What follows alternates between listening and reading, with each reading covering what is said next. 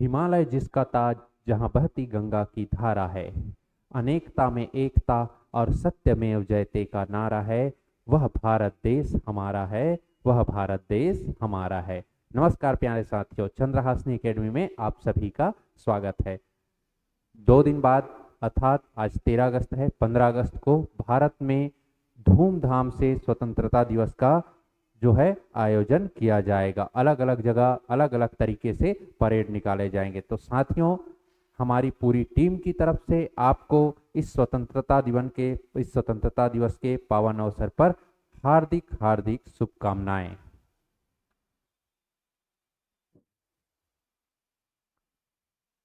साथियों, आप सभी के लिए खुशखबरी है, नगर सेना का रिजल्ट जो है आ गया है। तो जिन जिन अभ्यर्थियों का नगर सेना में चयन हुआ है उनको हमारी पूरी टीम की तरफ से, चंद्रहासिनी एकेडमी की तरफ से हार्दिक शुभकामनाएं। जिनका सिलेक्शन कुछ कारणवश नहीं हो पाया है, निराश नहीं होना है, हताश नहीं होना है। अभी आपके पास एक डेट है 14 सितंबर का। 14 सितंबर के लिए खुद को इस कदर प्रिपेयर कीजिए कि आप जब 14 सितंबर को एग्जाम में बैठें तो एक आत्मबल के साथ बैठें। इसी कड़ी में आपको आत्मबल के आपको बढ़ाने के लिए और आपके आत्मबल को बढ़ाने के लिए, कॉन्फिडेंस लाने के लिए चंद्रहासिनी एकेडमी आप सभी के लिए कंडक्ट करा रहा है टेस्ट सीरीज, जिसमें आज जो है तीसरा मेगा टेस्ट सीरीज हुआ है। इस मेगा टेस्ट सीरीज में किस प्रकार के क्वेश्चन पूछे गए थे, क्या उनके आंसर होने चाहिए, उसके बारे में हम लोग चर्चा करेंगे। तो चलिए शुरू करते हैं मेगा टेस्ट 3। साथियों, ये जो मेगा टेस्ट है वो अलग अलग सेट में लिया जा रहा है, जैसे कि व्यापम के एग्जाम में लिया जाता है। तो ये आपके लिए उसी तर्ज पर एग्जाम को कंडक्ट कराया जा रहा है जैसे व्यापम एग्जाम कंडक्ट कराता है। तो इसको यदि आपने अभी तक ये जो है एग्जाम ज्वाइन नहीं किया है, टेस्ट सीरीज ज्वाइन नहीं किया है, तो जल्दी से जल्दी ज्वाइन कीजिए और अपना जो है तैयारी का आकलन कीजिए। चलिए शुरू करते हैं आज का पहला क्वेश्चन। चलिए देखते हैं भाई क्या क्वेश्चन है। छत्तीसगढ़ राज्य में सविनय अवज्ञा आंदोलन के दौरान शंकर राव गनौदवाले के नेतृत्व में निम्नलिखित में से कौन सा जंगल सत्याग्रह हुआ था। तो शंकर राव गनौदवाले के नेतृत्व में कौन सा सत्याग्रह हुआ था, तो ये जो तमोरा जंगल सत्याग्रह हुआ है, ये यति यतनलाल जैन, यति यतनलाल एवं शंकर राव गनौदवाले, शंकर राव गनौदवाले के नेतृत्व में हुआ था। क्लियर है जी, शंकर राव गनौदवाले के नेतृत्व में हुआ था। ये जो गट्टा सिल्ली और रुद्री नवागांव, गट्टा सिल्ली और रुद्री नवागांव दोनों के दोनों जंगल सत्याग्रह में जो नेतृत्व करता थे उनका क्या नाम था, तो नारायण राव मेघावाले, नारायण राव मेघावाले, नथुजी जगताप और बाबू छोटेलाल श्रीवास्तव, इन तीनों ने मिलकर गट्टा सिल्ली और रुद्री नवागांव जंगल सत्याग्रह का क्या किया था, नेतृत्व किया था। दोनों कब हुआ है, तो दोनों जो है जंगल सत्याग्रह ये कब हुआ है आप कमेंट करके बताएंगे भाई। किस आंदोलन, तो सविनय अवज्ञा आंदोलन के दौरान हुआ है, जाहिर सी बात है, तो 1930 में हुआ होगा। ये जो तनावट जंगल सत्याग्रह है ये स्थानीय लोगों के द्वारा किया गया था, क्लियर है जी। चलिए अगला देखते हैं। छत्तीसगढ़ राज्य की बोली में लिखा गया उपन्यास चंदा अमृत बरसाइस के लेखक कौन हैं। तो छत्तीसगढ़ी बोली में लिखा गया उपन्यास चंदा अमृत बरसाइस के लेखक कौन हैं, लखनलाल गुप्ता। गुप्ता नहीं है, ये गुप्त है, लखनलाल गुप्त है। ये जो लखनलाल गुप्त हैं इनकी और क्या क्या रचना है, तो एक याद करने का तरीका सीखिए। ये लखनलाल है मान लीजिए, ठीक है, तो ये इनकी बेटी क्या हो जाए रहती है जी, बड़ी हो जाए रहती है, बेटी बड़ी हो जाए रहती है, ठीक है। और जब बेटी बड़ी होती है तो उनके पिता को क्या होता है, बेटी की शादी की चिंता होती है। वैसे ही लखनलाल गुप्त अपने घर के बाहर बैठे बैठे सोचते रहते हैं, ठीक है। तो पहला इनका कहानी से रिलेट करना भाई।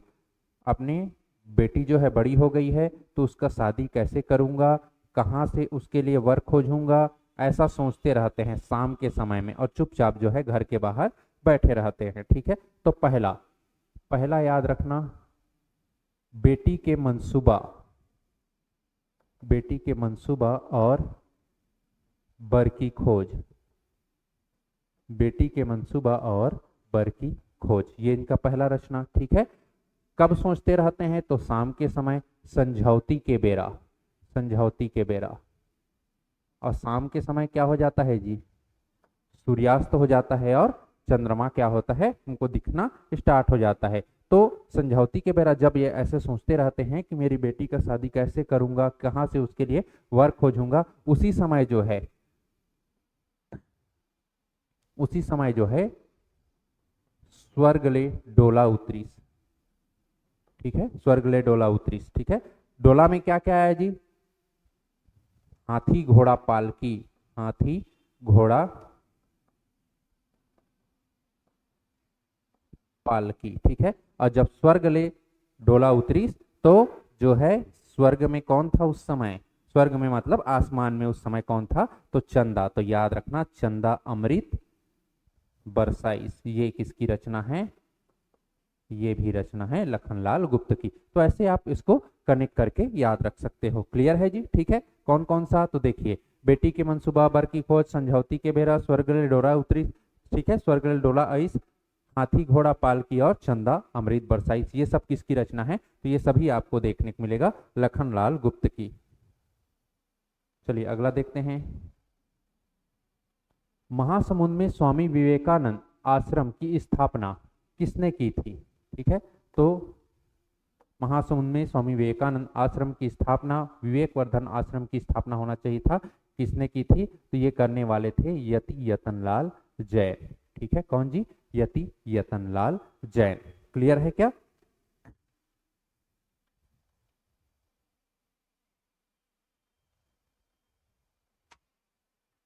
क्लियर है, किसने की थी, यति यतनलाल जैन ने की थी। चलिए अगला क्वेश्चन देखते हैं। छत्तीसगढ़ पुलिस द्वारा माओवादियों के सरेंडर करने के लिए पूना मारगेम अभियान का अर्थ क्या है, पूरा पूना मारगेम अभियान। ठीक है, पुनः मतलब याद रखिए पुनर्वास से पुनर्जीवन। ठीक है, ये इसका क्या है, अर्थ है। ठीक है, पूना मार्गेम अभियान का अर्थ क्या है जी, पुनर्वास से पुनर्जीवन। अगला क्वेश्चन देखते हैं। मालगुंडम जलप्रपात कहाँ है, तो मालगुंडम जलप्रपात आपको देखने को मिलेगा बस्तर जिले में। सुकमा का प्रसिद्ध जलप्रपात कौन सा है, तो ये है रानी दरहा जलप्रपात। कौन सा, रानी दरहा। जबकि जसपुर का रानी दाह जलप्रपात, रानी दाह जलप्रपात। ठीक है, सुकमा का दूसरा कौन सा, गुप्तेश्वर जलप्रपात। कौन सा जी, गुप्तेश्वर। और जसपुर में तो आपको बहुत सारे जलप्रपात देखने को मिलेंगे, जैसे tiger point, fish point, Mehta point, echo point, है कि नहीं, ये सब कहाँ देखने को मिलेंगे आपको, जसपुर जिले में। ठीक है, क्लियर है। बलरामपुर जिले का एक प्रसिद्ध जलप्रपात आप कमेंट करके बताएंगे कौन सा है, बलरामपुर जिले का प्रसिद्ध जलप्रपात। क्लियर है क्या जी। चलिए अगला क्वेश्चन देखते हैं। सूची मिलान कीजिए। ठीक है, चलिए इसको सही जोड़े मिलाना है भाई। एक साइड पुस्तक दिया हुआ है और दूसरे साइड उसके रचनाकार के बारे में दिया हुआ है। पहला पुस्तक है राजभाषा छत्तीसगढ़ी। राजभाषा छत्तीसगढ़ी के लेखक कौन है, तो ये हैं सुधीर शर्मा। ठीक है, डॉक्टर सुधीर शर्मा। पहला का क्या होना चाहिए, तीसरा। देखिए एक ऑप्शन यदि आपको आता रहता तो आप आंसर लगा सकते थे, ऑप्शन नंबर सी इसका क्या हो जाता, राइट आंसर हो जाता। ऑप्शन नंबर सी इसका क्या हो जाता जी, राइट आंसर हो जाता। ठीक है, चलिए बाकी भी देख लेते हैं। दूसरा, छत्तीसगढ़ी परिचय और प्रतिमान के कौन है, रमेश चंद महरोत्रा हैं। ठीक है, छत्तीसगढ़ी का संपूर्ण व्याकरण कौन है, नंद किशोर तिवारी। और बचा कौन सा जी, छत्तीसगढ़ी साहित्य का ऐतिहासिक अध्ययन, इसके कौन है, इसके आपको देखने को मिलेंगे, माफ कीजिएगा एक मिनट, छत्तीसगढ़ी का संपूर्ण व्याकरण ये कौन है, डॉक्टर विनय कुमार पाठक। और छत्तीसगढ़ी साहित्य का ऐतिहासिक अध्ययन इसके कौन है, तो नंदकिशोर तिवारी। तो इस प्रकार इसका सी ऑप्शन क्या हो जाएगा, राइट आंसर होगा। ठीक है, चलिए अगला देखते हैं। कुरिया धरना मुहावरे का अर्थ क्या है, कुरिया धरना मुहावरे का अर्थ क्या होता है, असंभव कार्य करना बिल्कुल नहीं, घर में सोना जी नहीं, अस्वस्थ होना। देखिए अक्सर छत्तीसगढ़ी में ऐसा बोलते हैं कि ओकर तबीयत खराब है तो वो कुरिया धरे है, ठीक है, ऐसा बोलते हैं जनरली जो है छत्तीसगढ़ी में हम लोग बोलते हैं कि कुरिया धरे है। तो कुरिया धरना का अर्थ क्या होता है? अस्वस्थ हो जाना, तबीयत खराब हो जाना। अगला क्वेश्चन देखिए, भोरम देव महोत्सव 2025 के उद्घाटन समारोह में मुख्य अतिथि कौन थे? तो भोरम देव महोत्सव 2025 के चीफ गेस्ट कौन थे? तो वर्तमान में विधानसभा के अध्यक्ष डॉक्टर रमन सिंह। इसका आयोजन कब किया गया? तो 26 से 27 मार्च 2025 को इसका क्या किया गया था? भव्य आयोजन किया गया था, जिसमें चीफ गेस्ट कौन थे? डॉक्टर रमन सिंह इसके क्या थे जी? चीफ गेस्ट थे। क्लियर है क्या? चलिए अगला क्वेश्चन देखते हैं।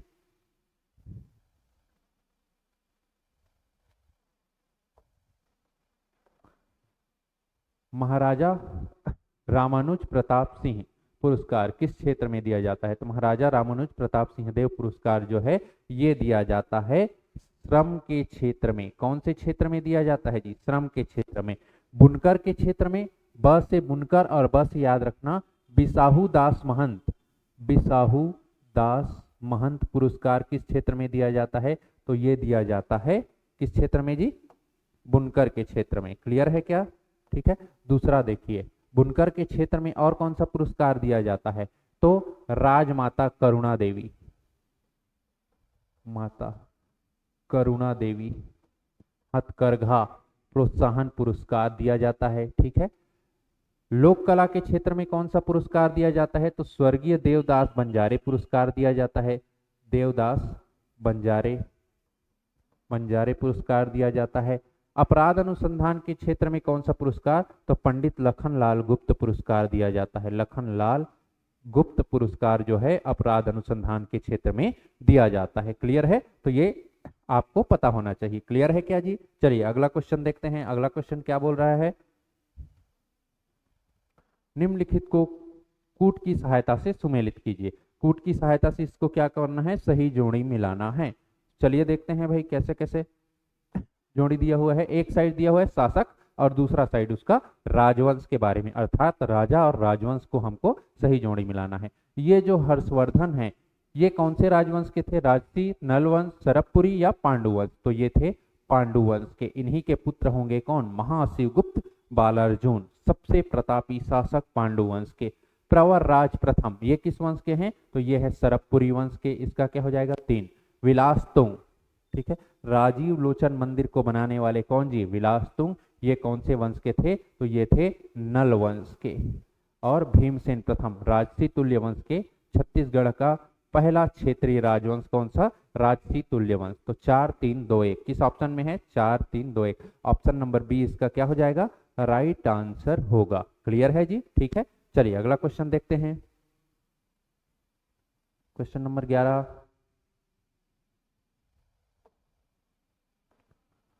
बस्तर में कोयतुर प्रजातियों की संख्या कितनी है? बस्तर में जो है कोयतुर प्रजातियों की संख्या कितनी है?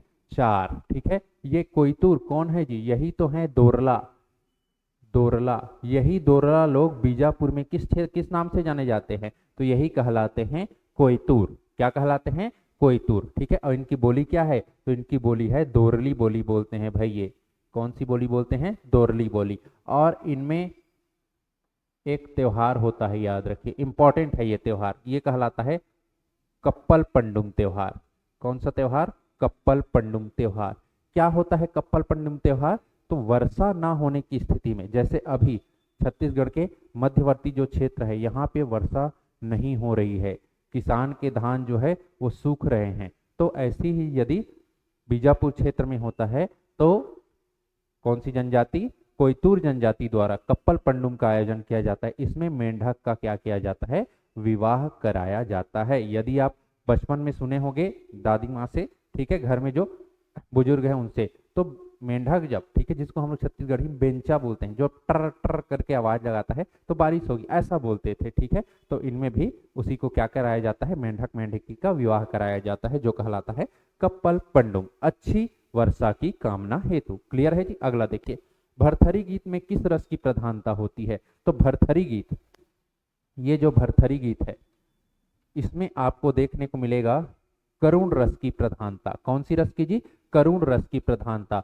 भरथरी गीत किस पर आधारित है? राजा भरथरी। राजा भरथरी कौन है ये? चंद्रगुप्त द्वितीय अर्थात विक्रमादित्य के भाई हैं, ठीक है। राजा भरथरी और रानी पिंगला के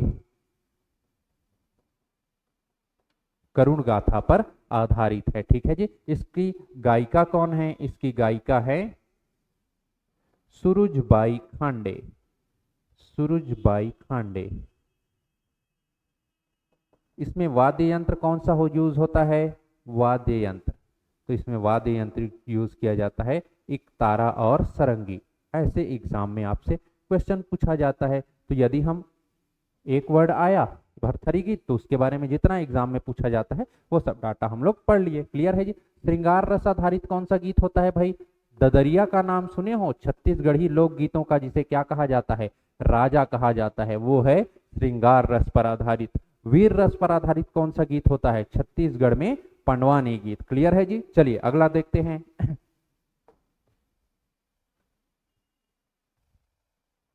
क्वेश्चन नंबर 13 क्या है? एक साइड सूची 1 और सूची 2 दिया है, दोनों को सुमेलित करना है। शिक्षा समिति, शिक्षा समिति का क्या है? स्वास्थ्य एवं स्वच्छता, ठीक है। तो ए का क्या हो जाएगा जी?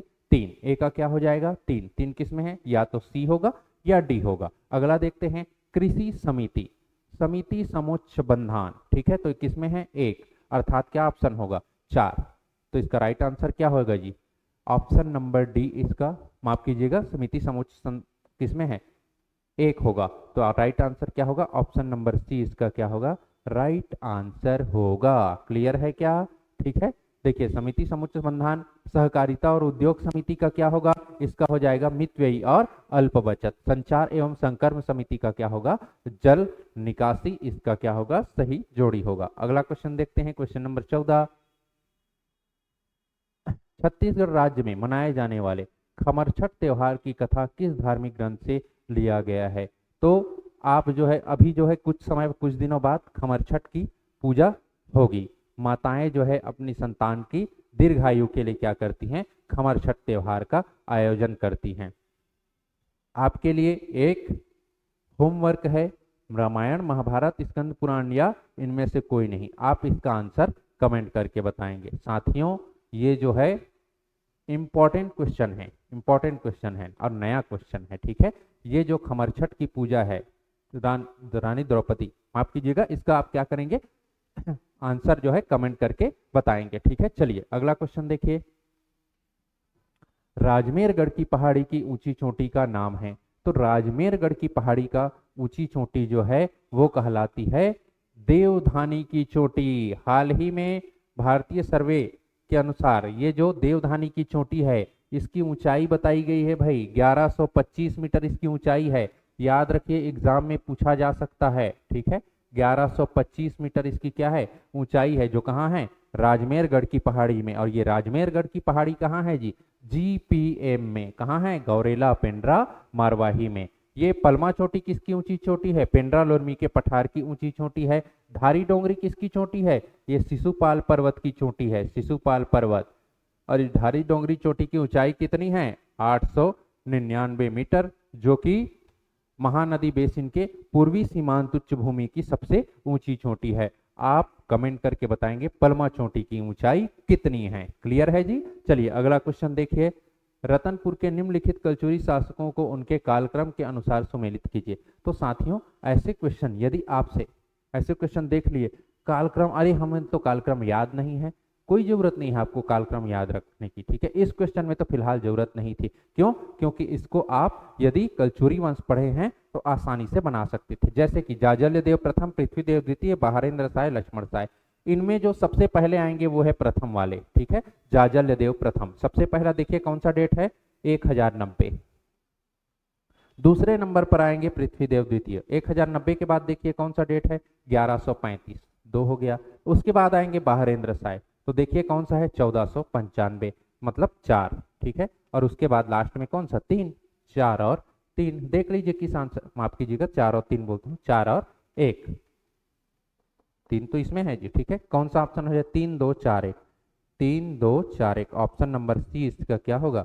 राइट आंसर होगा। इस प्रकार आपके इसको बना सकते थे। यदि थोड़ा आप दिमाग लगाते तो ये क्वेश्चन आसानी से बन जाता। क्लियर है जी। चलिए अगला क्वेश्चन देखिए। चंदैनी लोकगीत में प्रमुख वाद्य यंत्र होता है। तो चंदैनी जो है प्रमुख वाद्य यंत्र कौन सा होता है? चंदैनी के प्रमुख जो लोक गायक हैं उनका नाम क्या है जी? च से चंदैनी, च से चिंतादास, ठीक है। इसमें प्रमुख जो वाद्य यंत्र होता है वो होता है टिमकी और ढोलक। टिमकी और ढोलक इसमें क्या होता है? प्रमुख वाद्य यंत्र। मांदर और झांझ किसमें होता है? तो ये पंथी नृत्य में होता है। मांदर झांझ जो है, मांदर और झांझ किसमें होता है जी? ये पंथी नृत्य में किया जाता है। कौन से नृत्य में? पंथी नृत्य। इकतारा और सरंगी किसमें किया जाता है? अभी पढ़े हैं, भरथरी गायन हेतु इनका उपयोग किया जाता है वाद्य यंत्रों का। क्लियर है क्या? चलिए अगला क्वेश्चन देखिए। कोलदहका नृत्य छत्तीसगढ़ राज्य में किस जनजाति द्वारा किया जाता, किस जनजाति का प्रमुख नृत्य है? तो याद रखिए, कोलदहका से कौन सा? कोल। कौन सा जी? कोल जनजाति द्वारा क्या किया जाता है? कोलदहका नृत्य किया जाता है। और ये कोल जनजाति क्या कार्य करती है? तो कोयला उत्खनन का कार्य करती है। आप कमेंट करके बताएंगे छत्तीसगढ़ में कोल जनजाति का निवास स्थान कौन से क्षेत्र में है। क्लियर है जी। अगला क्वेश्चन देखिए। जिला खनिज संस्थान न्यास का अध्यक्ष कौन होता है? तो जिला खनिज संस्थान न्यास का अध्यक्ष होता है जिला कलेक्टर। याद रखिएगा, जिला कलेक्टर जो है खनिज संस्थान न्यास का क्या होता है? अध्यक्ष होता है, जो कि एक गैर लाभकारी क्या है? संस्था है। क्लियर है जी। इससे प्राप्त जो लाभ होता है उसको लोक कल्याण में लगाया जाता है। क्लियर है। अगला देखिए। जोरातराई औद्योगिक क्षेत्र किस जिले में स्थित है? तो जोरातराई, ठीक है, ये आपको देखने को मिलेगा राजनांदगांव में। राजनांदगांव, ठीक है। पवनतला, विजयतला, महरूम खुर्द, जोरातराई, ठीक है, ये सब इंदावनी, टेडेसरा, ये सब कहाँ देखने को मिलेंगे आपको? ये सब राजनांदगांव में। कवर्धा का कौन सा है? कवर्धा का याद रखना हरिन छपरा। हरिन छपरा यहाँ का औद्योगिक क्षेत्र है जी। महासमुंद का कौन सा है? बिरकोनी। और रायगढ़ का आप सभी जानते होंगे। रायगढ़ का आप कमेंट करके बताएंगे औद्योगिक क्षेत्र कौन कौन सा है। क्लियर है। रायगढ़ का औद्योगिक क्षेत्र कौन सा है, इसको आप कमेंट करके बताएंगे। चलिए देखते हैं अगला क्वेश्चन। मटनार नाला जल विद्युत परियोजना राज्य के किस जिले में प्रस्तावित है? तो ये जो मटनार नाला जल विद्युत परियोजना है ये राज्य के बस्तर जिले में प्रस्तावित एक जल विद्युत परियोजना है। कहां पर जी? बस्तर जिले में प्रस्तावित एक क्या है? जल विद्युत परियोजना है। बलरामपुर में कौन सा जल विद्युत परियोजना है? ठीक है, कौन सा जल विद्युत परियोजना प्रस्तावित है? और सूरजपुर में कौन सा जल विद्युत परियोजना प्रस्तावित है? दंतेवाड़ा में कौन सा है जी? बोधघाट जल विद्युत परियोजना, ठीक है, बोधघाट जल विद्युत परियोजना। बलरामपुर में आपको एक नदी देखने को मिलेगी, ठीक है, बलरामपुर में रेहर जल विद्युत परियोजना, और यहाँ पर कन्हार जल विद्युत परियोजना आपको देखने को मिलेगा जो कि प्रस्तावित है। क्लियर है जी। ठीक है, चलिए अगला देखते हैं।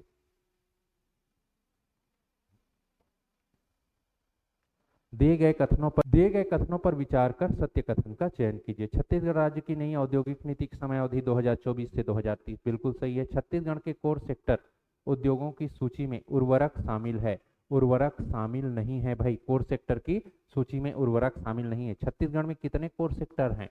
4 कोर सेक्टर है। कौन कौन से? ताप, स्टील,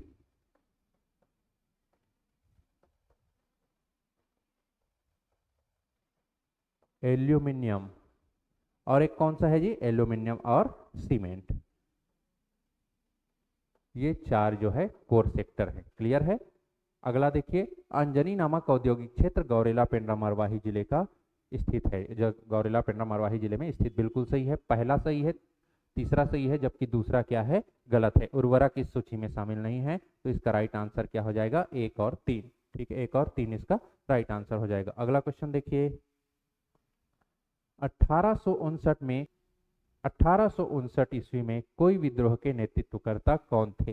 तो कोई विद्रोह जो 1829 में हुआ था, इसके नेतृत्वकर्ता थे नागुल दोरला। नागुल दोरला, ठीक है, बन जाएगा। दलगजन सिंह, ये कहाँ के थे? तो ये तारापुर विद्रोह जो कि 1842 में हुआ था उसके नेतृत्व करता थे। हिडिंबा मांझी ये किसके थे जी? ये मेरिया विद्रोह के क्या थे? नेतृत्व करता थे। ध्रुवाराम माड़िया बस्तर का महान मुक्ति संग्राम जिसे क्या कहा जाता है? लिंगागिरी विद्रोह के नेतृत्वकर्ता कौन थे? तो ये थे ध्रुवाराम माड़िया। ठीक है, तो इसका राइट आंसर क्या होगा? ऑप्शन नंबर डी, इनमें से कोई नहीं। ठीक है, नागुलदौला कहीं भी नाम नहीं दिया हुआ है, तो ऑप्शन डी इसका राइट आंसर होगा। अगला क्वेश्चन देखिए, सत्य कथन है दिक्पाल देव ने राजधानी चक्रकोट से बस्तर स्थानांतरित किया था। बिल्कुल सत्य कथन है। दंतेवाड़ा अभिलेख से ज्ञात होता है कि अन्नम देव का उपनाम अन्नमराज था, ये भी बिल्कुल सही है। मिस्टर जेटी ब्लंट के बस्तर आगमन के विरोध में 1895 में भोपालपट्टनम संघर्ष हुआ था। ध्यान से पढ़िएगा, ये 1895 नहीं, ये 1795 होगा। तो ये क्या हो जाएगा? गलत हो जाएगा। तो सही कौन सा हो जाएगा? 1 और 3, जो 1 और 2 इसके राइट आंसर होंगे, ऑप्शन नंबर ए। साथियों, ऐसे क्वेश्चन को सत्य असत्य को आपको ध्यान से पढ़ना रहता है, क्योंकि थोड़ा सा यदि चेंज कर दिया जाए तो आंसर क्या होता है जी? गलत हो जाता है। हम 95 देखते हैं और तुरंत टिक लगा देते हैं, ऐसा नहीं करना है। क्लियर है? चलिए अगला क्वेश्चन देखिए, छत्तीसगढ़ जनजाति सलाहकार परिषद के अध्यक्ष कौन है? छत्तीसगढ़ जनजाति सलाहकार परिषद के अध्यक्ष कौन है? तो ये हैं, आपको देखने को मिलेगा विष्णु देव साय, अर्थात छत्तीसगढ़ के मुख्यमंत्री जो हैं छत्तीसगढ़ जनजाति सलाहकार परिषद के अध्यक्ष हैं। क्लियर है जी? अगला क्वेश्चन देखिए, एक रूप में 3 ठन साग, इस पहेली का उत्तर बताइए। तो इस पहेली का उत्तर है खेड़हा। कौन सा जी? खेड़हा। खाते होंगे आप सभी लोग, छत्तीसगढ़ में बहुत चलता है कौन सा? खेड़हा। ठीक है, तो इसका राइट आंसर क्या होगा? खेड़हा। अगला क्वेश्चन देखिए, पीथमपुर शहर किस नदी के तट पर बसा हुआ है? पीथमपुर शहर जो है ये किस नदी के तट पर बसा हुआ है? तो हसदेव नदी के तट पर। और इसी पीथमपुर शहर में आपको क्या देखने को मिलेगा? एक मंदिर देखने को मिलेगा जी, एक प्रसिद्ध मंदिर देखने को मिलेगा। ये किसका मंदिर है बोलने से? भगवान भोलेनाथ का मंदिर है, जो पूजे जाते हैं कलेश्वर महादेव के नाम से। याद रखिए, कलेश्वर है, कुलेश्वर बोलने से ये राजिम चला जाएगा, और ये कौन सा है? कलेश्वर है। शिवनाथ नदी के तट पर कौन सा शहर बसा हुआ है भाई? दुर्ग शहर। नारंगी नदी के तट पर कोंडागांव। कोंडागांव। आप कमेंट करके बताएंगे खाप नदी के किनारे कौन सा शहर बसा हुआ है? ये आपके लिए, इसका उत्तर आप कमेंट में देंगे। क्लियर है जी?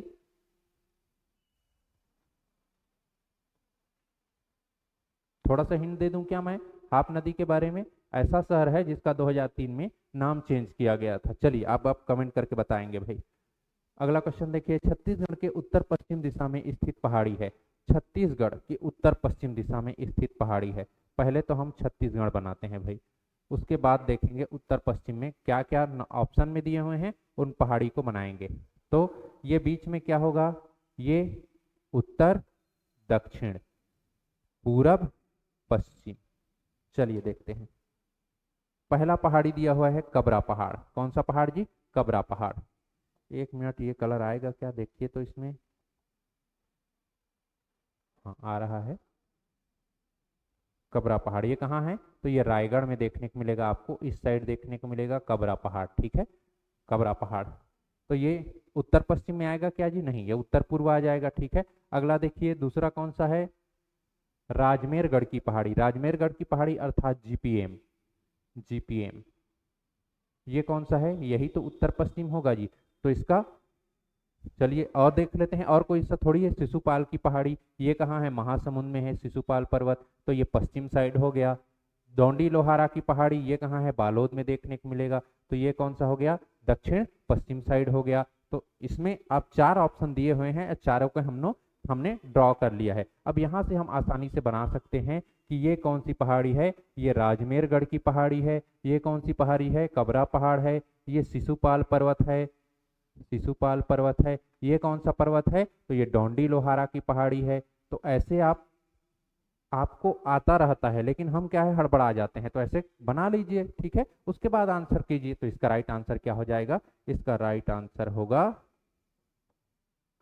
राजमेरगढ़ की पहाड़ी, ऑप्शन नंबर बी इसका राइट आंसर होगा। अगला क्वेश्चन देखिए, अक्टूबर 2024 की स्थिति में ग्रामीण उचित मूल्य दुकान कितने हैं। ठीक है, अक्टूबर 2024 की स्थिति में पूछा है भाई ग्रामीण उचित मूल्य दुकान। तो 2024 की स्थिति में देखें तो हमको कुल देखने को मिलेगा, कुल जो है वो है 13,879। ठीक है, शहरी जो है वो कितने हैं तो 1885।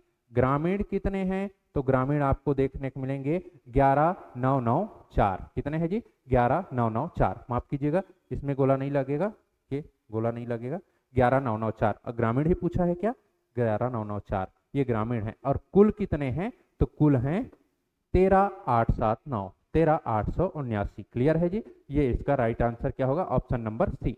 तो आपको ग्रामीण भी पता होना चाहिए, शहरी भी पता होना चाहिए, कुल दोनों को जोड़ दीजिए, कुल आ जाएगा। अगला क्वेश्चन देखिए, छत्तीसगढ़ का लास्ट क्वेश्चन।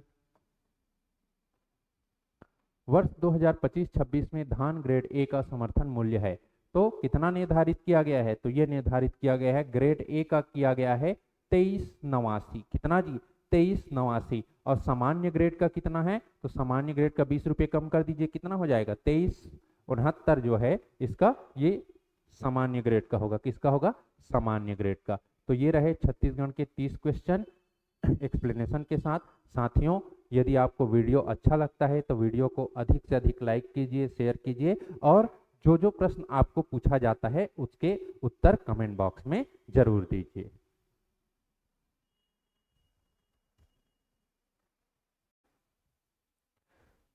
चलिए छत्तीसगढ़ के क्वेश्चन के बाद अब बढ़ते हैं गणित के क्वेश्चन की ओर और देखते हैं क्वेश्चन नंबर 31।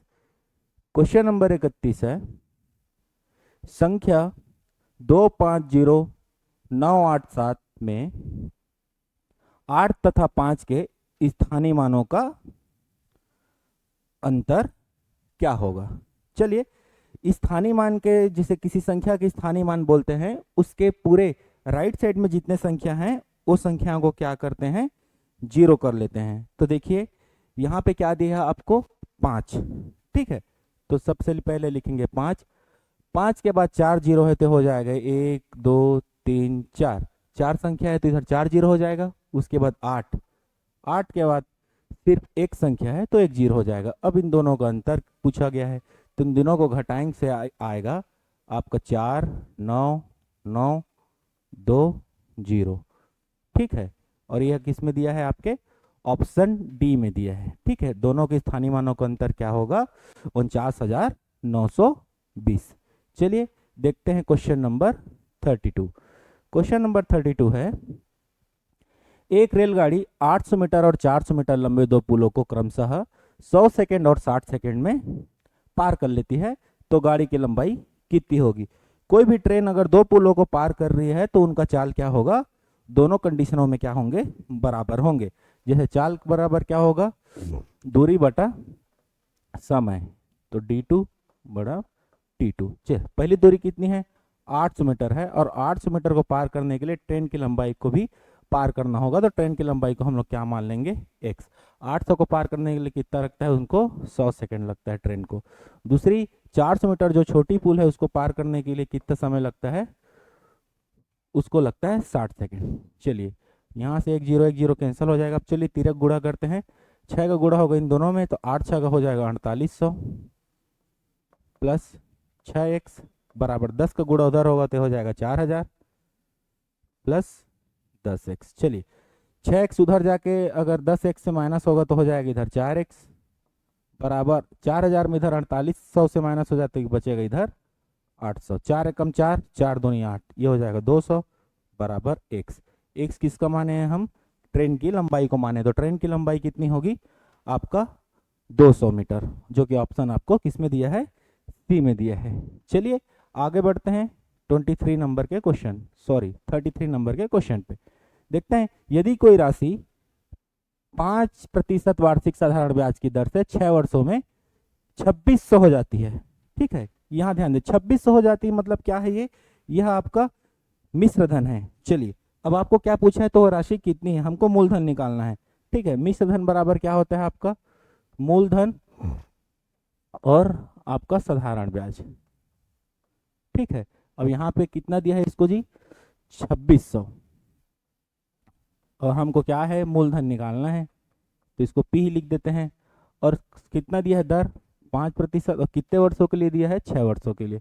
ये हो जाएगा 6 बटा कितना हो जाएगा, 100। चलिए 5 एकम 5, ये 20 बार में, ये 6 2 बार में, और ये 3 बार में, और ये 10 बार में। इधर हो जाएगा 3p, ये हो जाएगा 2600 बराबर p प्लस 3p बटा 10। इधर एक एलसीएम कितना हो जाएगा 10, ये हो जाएगा 10p और ये 3p बराबर 2600। चलिए ये हो जाएगा 2600, 10 इधर भाग में इधर आके हो जाएगा गुणा, और हो जाएगा 13p, जो 13p आ जाएगा नीचे में 13 बराबर आ जाएगा p। क्लियर है। चलिए 13 कम 13, 13 दूनी 26, 200 हो जाएगा, तो p बराबर कितना हो जाएगा, 200 गुणी 10 मतलब 2000। तो मूलधन कितना था, अगर आपको 2600 रुपये मिश्र धन मिलता है तो वो मूलधन कितना था, मूलधन आपका था 2000। ठीक है। चलिए आगे बढ़ते हैं, देखते हैं क्वेश्चन नंबर 34। क्वेश्चन नंबर 34 है, एक्स वाई जेड की औसत p है। यदि एक्स वाई जेड में p भी शामिल कर लिया जाता है तब उन चारों का औसत क्या होगा। चलिए देखते हैं। अगर 3 संख्याएं मान लेते हैं, कौन सा है, x और y और z, इनका औसत मतलब 3 है, बटा में 3 हो जाएगा, कितना दिया है p। तो x plus y plus z बराबर कितना होगा, 3p। अब इसमें बोला क्या है, यदि एक्स वाई जेड में p को भी शामिल कर ली जाए। चलिए x plus y plus z में अगर हम p को भी शामिल कर लें तो नीचे में कितना हो जाएगा जी, 4। तो पूछा क्या है, इनका औसत आपका क्या है। चलिए एक्स वाई जेड बराबर कितना दिया है, 3p प्लस p बटा 4, तो हो जाएगा ये 4p बटा 4। ये 4 से 4 कटेगा और इनका औसत कितना आ जाएगा, p के बराबर आ जाएगा। ठीक है, जो कि आपके ऑप्शन किस में दिया है, बी में दिया है। चलिए आगे बढ़ते हैं और देखते हैं क्वेश्चन नंबर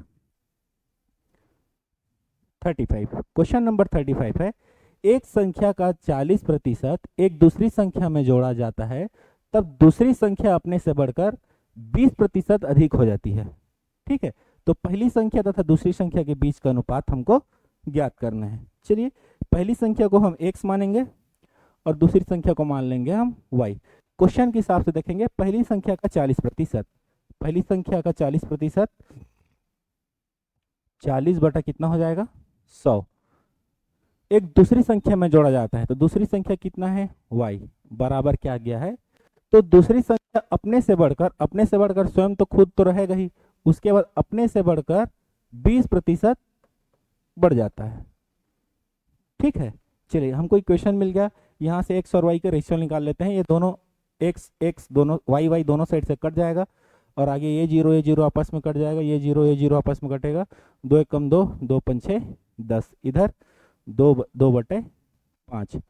ठीक है, चलिए अब आगे देखते हैं। ये 5 5 नीचे से भी कट जाएगा, तो इधर हो जाएगा आपका 2x बराबर आपका हो जाएगा y। तो x बटा y बराबर कितना हो जाएगा आपका 1/2, या इसी को लिख सकते हैं xy। ठीक है, तो कितना अनुपात में होगा, x और दोनों संख्याओं के बीच का अनुपात क्या होगा आपका, 1:2, जो कि आपके ऑप्शन बी में दिया हुआ है। तो चलिए आगे बढ़ते हैं और देखते हैं क्वेश्चन नंबर 36। क्वेश्चन नंबर 36 है,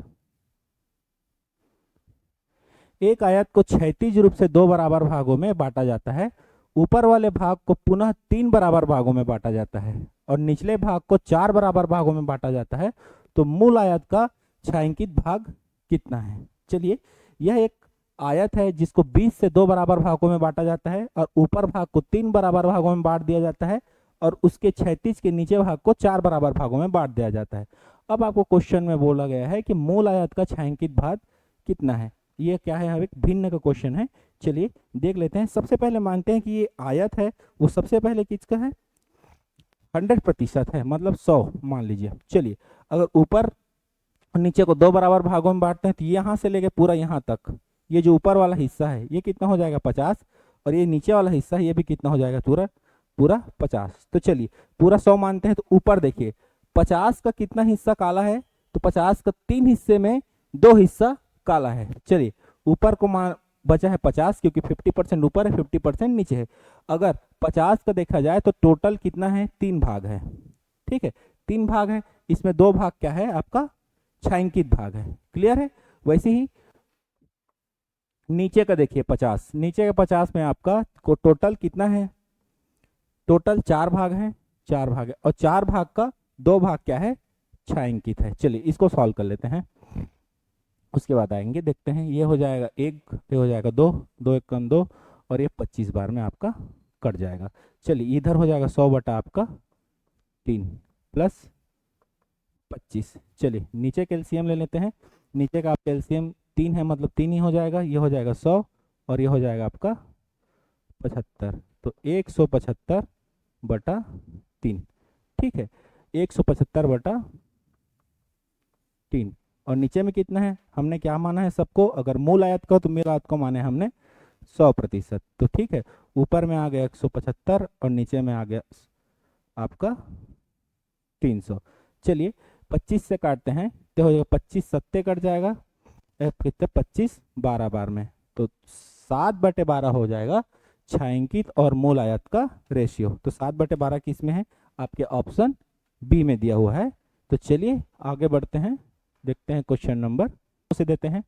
तो हो जाएगा 2 1 कम 2, 2 1 कम 2, 2 सत्ते 14 और 2 छग्गा 12। चलिए 2 से देते हैं, 2 5 6 10 और 2 अट्ठे 16 और 2 अट्ठे 16।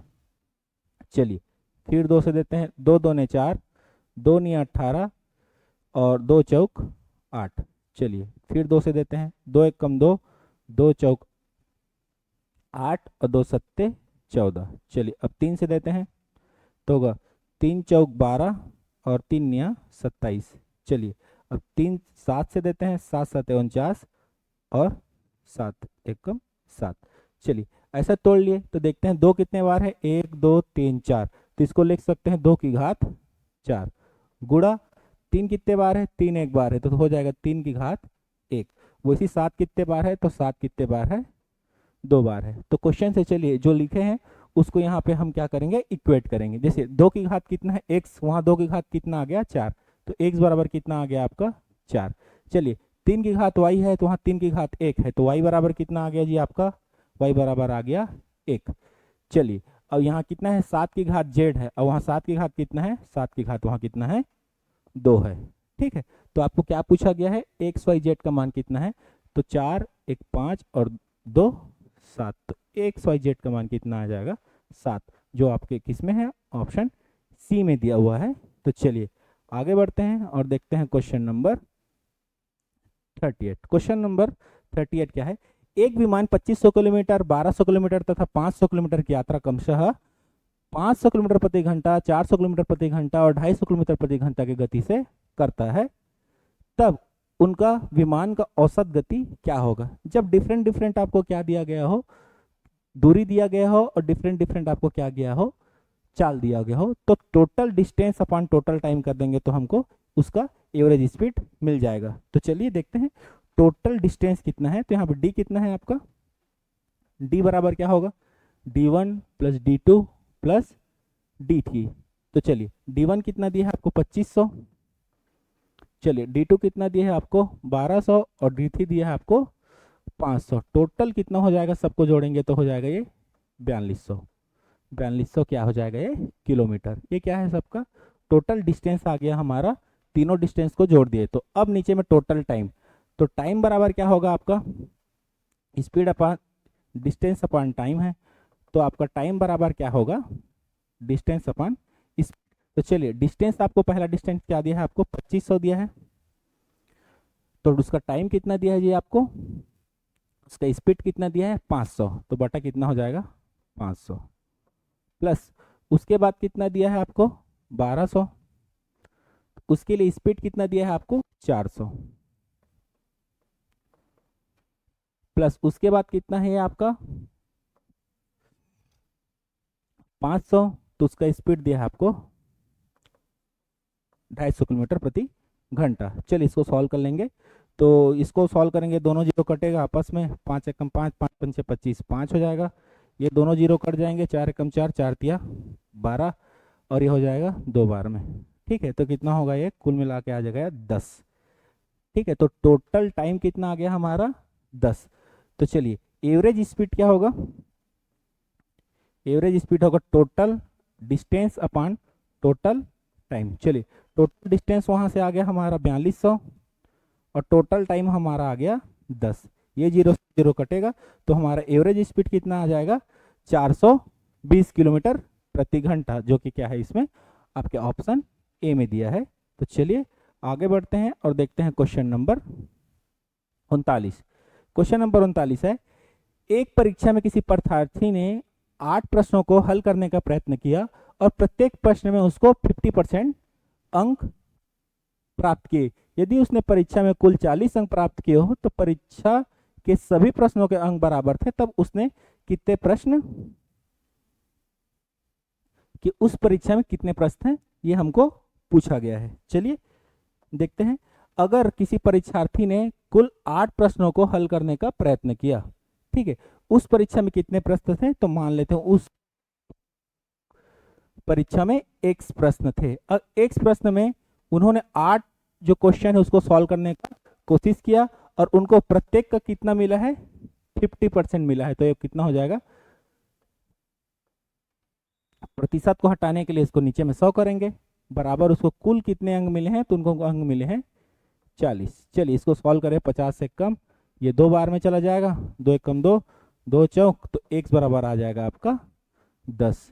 कि उस परीक्षा में कितने प्रश्न थे, उस परीक्षा में थे 10 प्रश्न, जो कि किस में दिया है आपके ऑप्शन बी में दिया है। चलिए आगे बढ़ते हैं और देखते हैं क्वेश्चन नंबर 40। क्वेश्चन नंबर 40 है, एक बैग में 50 पैसे, 25 पैसे और 1 रुपए के सिक्के का अनुपात हमको दिया हुआ है।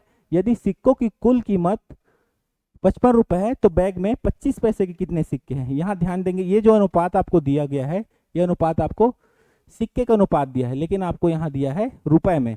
तो ये जो जितने सिक्के हैं उसको हम किस पहले रुपए में कन्वर्ट कर लेंगे और रुपए को 55 रुपए के बराबर करेंगे, तो कितने सिक्के हैं हमको क्या हो जाएगा पता चल जाएगा। चलिए देखें अनुपात कितने हैं, अगर ये देखा जाए तो 50 पैसे, 25 पैसे और 1 रुपए का अनुपात कितना है, इसका अनुपात है 5, अनुपात 8, अनुपात 1।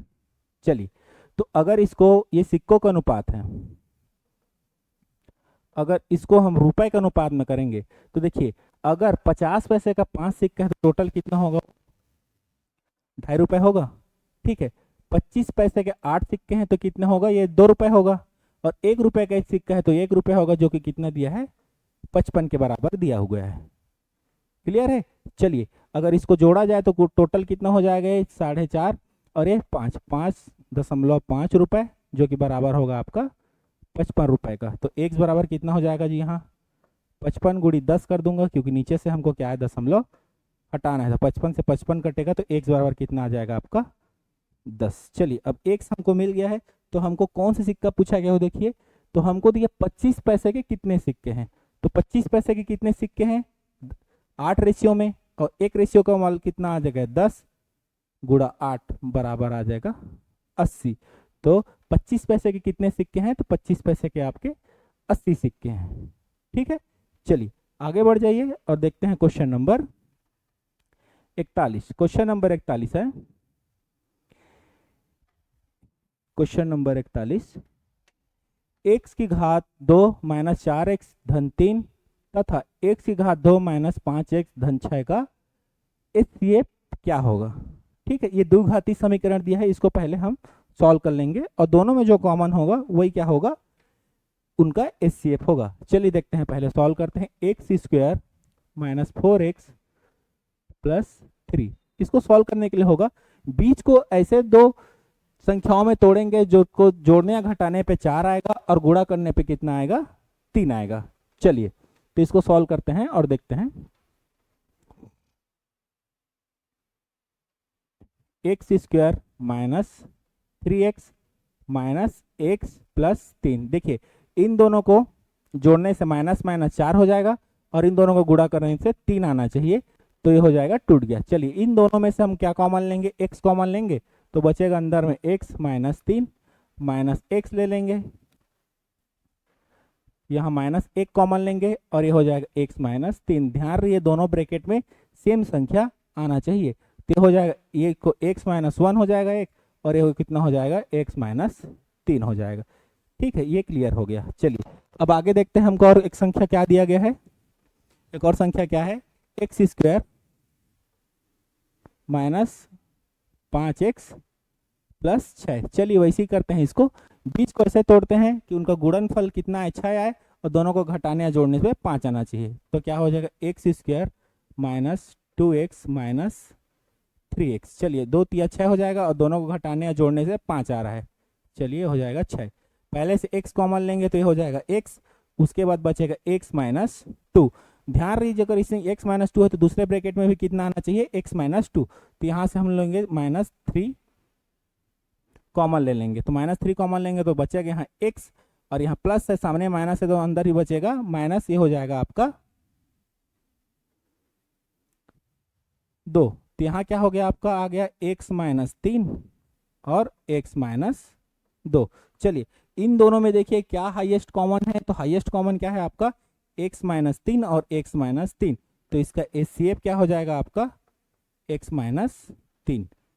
ठीक है, तो x माइनस 3 कहाँ है यहाँ पे, ये आपके ऑप्शन सी में दिया है। तो इन दोनों द्विघाती समीकरण का HCF क्या होगा आपका, x माइनस 3 होगा। चलिए आगे बढ़ते हैं और देखते हैं क्वेश्चन नंबर 42। क्वेश्चन नंबर 42 है, एक नौका स्थिर जल में 13 किलोमीटर प्रति घंटा की गति से चल सकती है। यदि धारा की गति क्या है, 4 किलोमीटर प्रति घंटा हो, तो नौका विपरीत दिशा में 63 किलोमीटर कितने समय में जाएगी। चलिए यहाँ पे हम अगर स्थिर नौका के स्थिर जल में नौका की चाल को x मान लेते हैं तो कितना हो जाएगा, ये 13 किलोमीटर प्रति घंटा। वहीं पे अगर धारा की गति को हम y मान लेंगे तो कितना दिया है हमको, 4 किलोमीटर प्रति घंटा।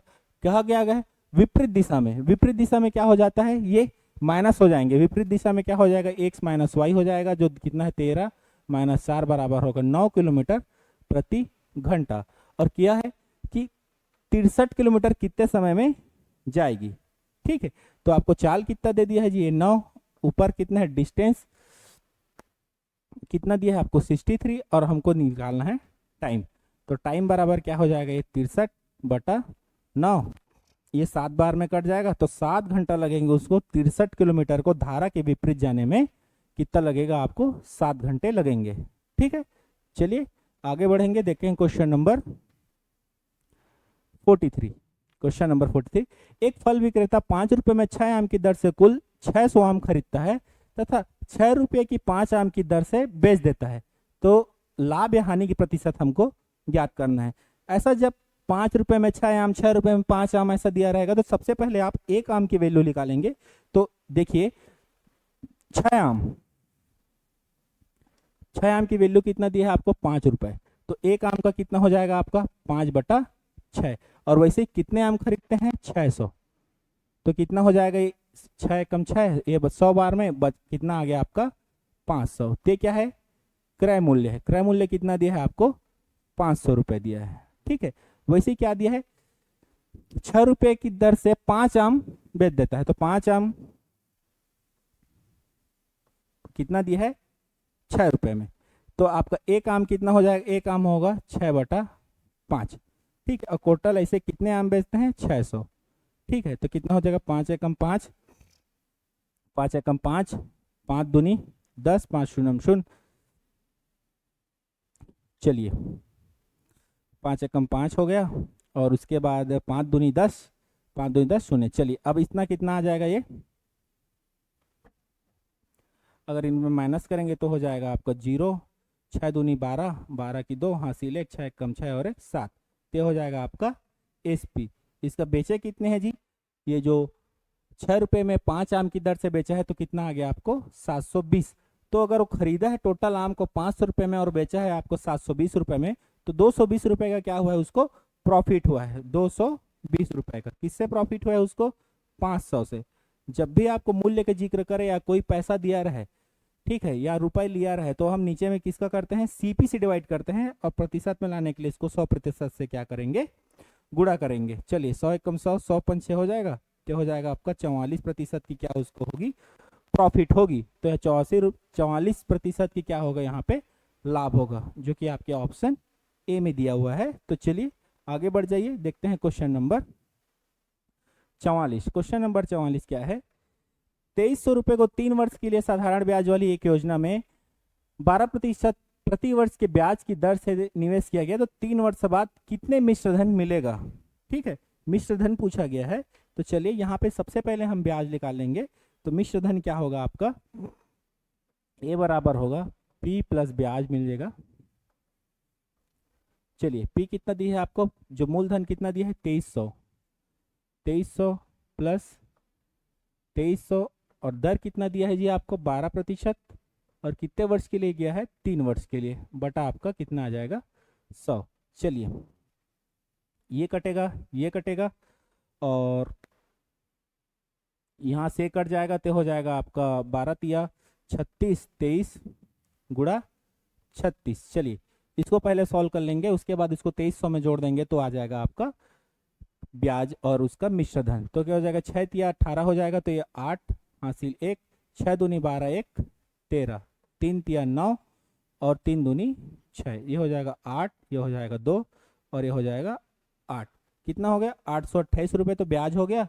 और मूलधन कितना है? 2300। तो ये 2300 में ब्याज जो आपका आया है 828 रुपया, इसको जोड़ देते हैं, हो जाएगा 8, 2, 1 और 1 3, 3128 रुपये क्या हो गया आपका? मिश्र धन मिलेगा 3 वर्ष के बाद, जो कि किस में दिया है? आपके ऑप्शन ए में दिया है। चलिए देखते हैं क्वेश्चन नंबर 45। क्वेश्चन नंबर 45 है 18 वस्तु का क्रय मूल्य 15 वस्तु के विक्रय मूल्य के बराबर है, तो लाभ का प्रतिशत क्या है? कोई आदमी कुछ पैसों में 18 वस्तु खरीदता है, उतने पैसे में 15 वस्तु बेच देता है, तो उसको 3 वस्तु का क्या होता है? उसको लाभ होता है। 18 में से 3 गया तो 3 वस्तु का क्या होगा? उसको लाभ होगा। और लाभ अगर इसमें इसका मूल्यों में ना दिया हो तो नीचे में हम किसको लिखते हैं? एसपी को लिखते हैं, उसके विक्रय मूल्य को लिखते हैं। तो एसपी क्या है जी आपका? 15 वस्तु के विक्रय मूल्य। 15% में लाने के लिए क्या करेंगे? 100% का गुणा करेंगे। 3 एकम 3, 3 पंचे 15, 5 एकम 5, तो हो जाएगा 20%। तो इस प्रतिशत को उसको लाभ प्राप्त होगा, जो कि किसमें है? आपके ऑप्शन बी में दिया गया है। चलिए आगे बढ़ते हैं, देखते हैं क्वेश्चन नंबर 46। क्वेश्चन नंबर 46 है ए और बी का औसत आयु 30 वर्ष है, बी और सी का औसत आयु 26 वर्ष है, तो ए और सी का आयु का अंतर क्या होगा? चलिए क्या दिया है? ए और बी का औसत आयु 30 वर्ष है, तो ए और बी का आयु का योग क्या हो जाएगा? अगर औसत है ये इसका 30, तो इसमें 2 को गुणा कर देंगे, क्योंकि 2 संख्याओं का औसत है, तो हो जाएगा 60 वर्ष। वहीं पे अगर बी और सी की औसत आयु क्या दिया है? 26 दिया है, 26 दूनी 2, तो हो जाएगा ये 52 वर्ष। चलिए इन दोनों समीकरणों को हम घटा देंगे, तो वहां से हमको ए और सी की आयु का अंतर मिल जाएगा। चलिए दोनों प्लस में है तो इसको माइनस कर लेते हैं, इसको माइनस कर लेते हैं और इसको भी माइनस कर लेते हैं। सबको क्या करेंगे? माइनस कर देंगे। तो उसके बाद क्या हो जाएगा आपका? ये बी प्लस में है, ये बी माइनस में है, कट जाएगा ए, और ये माइनस में है माइनस सी बराबर, अगर 60 में से 52 जाएगा तो बचेगा 8 वर्ष। तो ए और सी के आयु का अंतर कितना हो जाएगा? 8 वर्ष हो जाएगा, जो कि आपके ऑप्शन किस में दिया है? डी में दिया गया है। चलिए आगे बढ़ जाइए और देखते हैं क्वेश्चन नंबर 47। क्वेश्चन नंबर 47 है किसी व्यक्ति के वेतन पहले 28% की वृद्धि फिर उसमें 25% की कमी की गई है, तो उसके वेतन में क्या परिवर्तन होगा? जब भी एक बार वृद्धि हो एक बार कमी हो, तो इसको सीधा हम ए बी फार्मूला से सॉल्व कर सकते हैं। A plus B plus A B बटा 100। चलिए सबसे पहले क्या हुआ? वृद्धि हुआ है, तो वृद्धि हुआ है तो पॉजिटिव होगा, वो हो जाएगा 28। उसके बाद 25% की कमी मतलब नेगेटिव, तो हो जाएगा 25, माइनस हो जाएगा क्योंकि यहाँ पे गुणा करेंगे नेगेटिव का, तो प्लस माइनस होके माइनस में आ जाएगा। ये हो जाएगा आपका 28 गुणा 25 बटा 100। चलिए इसको पहले सॉल्व कर, 25 से कम 25, तो 2500, 100, 4 एकम 4 और ये हो जाएगा 7 बार में कट जाएगा, तो इधर हो जाएगा 3 माइनस 7, तो बराबर हो जाएगा -4। तो -4 आ गया, मतलब क्या है? उसको पूरे सौदे में क्या हुआ होगा? इनकी की कमी हुआ होगा, क्योंकि वहां पे माइनस में आ गया। 4% की कमी किस में है? आपके ऑप्शन बी में है। तो चलिए आगे बढ़िए और देखते हैं क्वेश्चन नंबर 48। क्वेश्चन नंबर 48 क्या है? 10 पुस्तकों का औसत मूल्य 150 रुपये है तथा 20 पेन का औसत मूल्य 150 रुपये है, तब बताओ सभी का औसत मूल्य क्या होगा। चलिए सबसे पहले देख लेंगे 10 पुस्तक का औसत मूल्य। तो पूरा जो पुस्तक है उनका कुल मूल्य कितना हो जाएगा जी, 150 गुणा 10 बराबर कितना हो जाएगा, ये 1500। ठीक है, 10 पुस्तक का 150 तथा 20 पेन का कितना दिया है, 20 पेन का औसत मूल्य कितना है, 150। ये हो जाएगा 150, तो हो जाएगा 3000। उसके बाद क्या बोला गया है कि आपको सभी का औसत मूल्य क्या होगा, तो सभी को जोड़ लीजिए, कितना हो जाएगा, ये 4500। और कुल कितने प्रोडक्ट हैं हमारे पास, 10 बुक है और उसके बाद 20 पेन है, तो टोटल कितना हो जाएगा दोनों मिला के 30। चलिए ये 0 0, 3 एकम 3, 3 5 6 15, 3 0 0, कितना आ जाएगा आपका, सभी का औसत मूल्य कितना आ जाएगा आपका, 150 रुपये, जो कि किसमें है, आपके ऑप्शन डी में है। चलिए आगे बढ़िए और देखते हैं क्वेश्चन नंबर 49। क्वेश्चन नंबर 49 है, यदि P का P प्रतिशत 36 हो तो P बराबर क्या होगा। चलिए ये तो बहुत ही आसान है, क्या दिया है, P का मतलब होता है गुणा, P प्रतिशत मतलब 100%, कितना दिया है आपको, 36, तो हो जाएगा P का वर्ग बराबर हो जाएगा 36, इधर जाके हो जाएगा गुणा, तो P का वर्ग बराबर हो जाएगा आपका 3600, तो P बराबर क्या हो जाएगा, ये अंडर रूट 3600, तो P बराबर आ जाएगा आपका 60। किसमें दिया है 60, आपके ऑप्शन सी में दिया गया है। चलिए आगे बढ़ते हैं और देखते हैं क्वेश्चन नंबर 50, जो कि आज का अंतिम क्वेश्चन है। क्या दिया गया, सीमा निशा आशा परी जो व्यंजक दिए गए हैं वो नीचे उनके उत्तर सहित दर्शाए गए हैं, तो इनमें से किसने सही उत्तर प्राप्त किया है। जो समीकरण दिया है उसके बाद उन्होंने एक उत्तर प्राप्त किया है जो बराबर के बाद दिया गया है, तो इनमें से जो 4 लड़कियां हैं उनमें से किसी ने सही उत्तर प्राप्त किया है वो हम देखते हैं। तो चलिए पहले देखते हैं सीमा जी का। सीमा जी का क्या होगा, ये जो दिया है व्यंजक, इसको पहले सॉल्व करेंगे, तो कितना है आपका, 4 गुणा 1 धन 8 भागित 2 बराबर की यहाँ है 8। चलिए ये भाग पहले हो जाएगा, 4 2 एकम 2, 2 चौक 8, तो हो जाएगा 4 गुणा 1 हो जाएगा प्लस 4 बराबर 8, तो ये होगा 8 बराबर 8, मतलब जो पहला ही है वही सही है, मतलब सीमा जी क्या है, सही उत्तर लाए हैं, तो सीमा मतलब आपके ऑप्शन ए क्या हो जाएगा, सही हो जाएगा। ये तो जो आपके मेगा टेस्ट में 20 क्वेश्चन आए थे उनका सॉल्यूशन है, आगे के क्वेश्चन सर लेके आएंगे, तब तक के लिए धन्यवाद। प्यारे साथियों, मैं धनंजय कुमार आपका अपने इस यूट्यूब चैनल चंद्रहास अकेडमी के इस ऑनलाइन प्लेटफॉर्म में सभी दोस्तों का हार्दिक स्वागत करता हूं। जैसे कि आप सभी जानते हैं दोस्तों, हमारा मेगा टेस्ट जो कि सीजी पुलिस के लिए हो रहा है वो 3रे नंबर का, आज हम लोग जो 51 से 70 नंबर का क्वेश्चन है उसको हम लोग सॉल्व करेंगे। तो इसको इम्तिनान से हल करते जाइएगा और कौन कौन जितना आंसर है उसमें आप लोग लगाए हो कमेंट करके जरूर बताइएगा, ठीक है। तो आप लोग का 51 नंबर क्वेश्चन इस प्रकार से है, देखिए,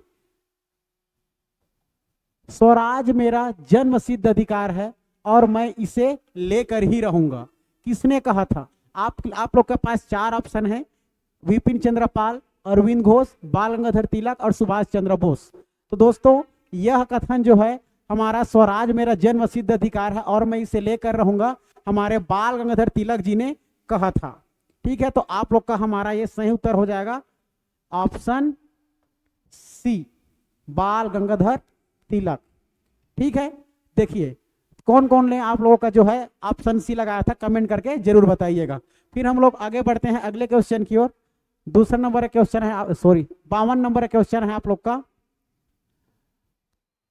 महात्मा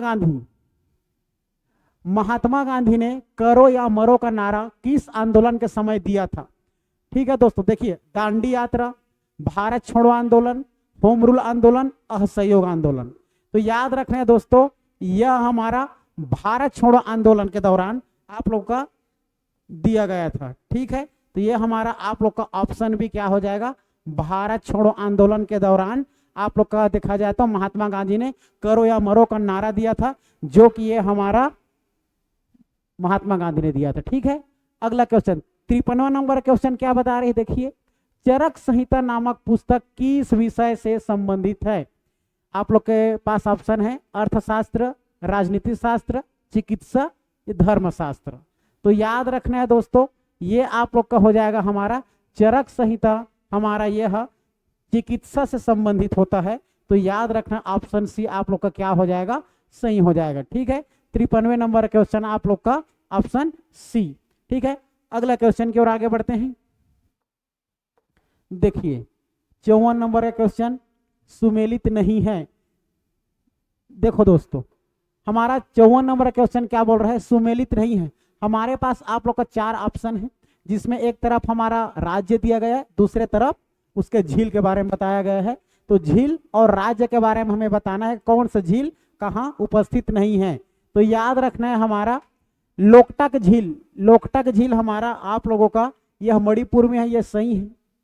सांभर झील हमारा राजस्थान में है, यह भी सही है। लोनार झील महाराष्ट्र, यह भी सही है। लेकिन हुसैन सागर झील जो कर्नाटक में नहीं है दोस्तों। ठीक है, ये हमारा हुसैन सागर झील तेलंगाना अर्थात देखा जाए तो इसकी राजधानी हैदराबाद में स्थित है, हैदराबाद। ठीक है, तो याद रखना आप लोग का सही उत्तर हो जाएगा ऑप्शन डी। तो हमारा 54 नंबर का ऑप्शन हो जाएगा डी। क्लियर है। उसके बाद 55वें नंबर क्वेश्चन क्या पूछ रहा है, देखिए 55वें नंबर क्वेश्चन क्या पूछ रहा है, नागफनी किस प्रकार के वन है। नागफनी किस प्रकार का वन है पूछा जा रहा है दोस्तों। तो नागफनी अधिकतर देखा जाए तो दोस्तों ये हमारा मरुस्थलीय क्षेत्र में जहां पर पानी की कमी होती है वैसे ही स्थानों पर यह उगता है। ठीक है, तो याद रखना हमारा मरुस्थलीय क्षेत्र देखा जाए तो ये वन, ये एक प्रकार का मरुस्थलीय वन होता है हमारा नागफनी, जिसमें कांटेदार आप लोगों का इसका पत्ते होते हैं।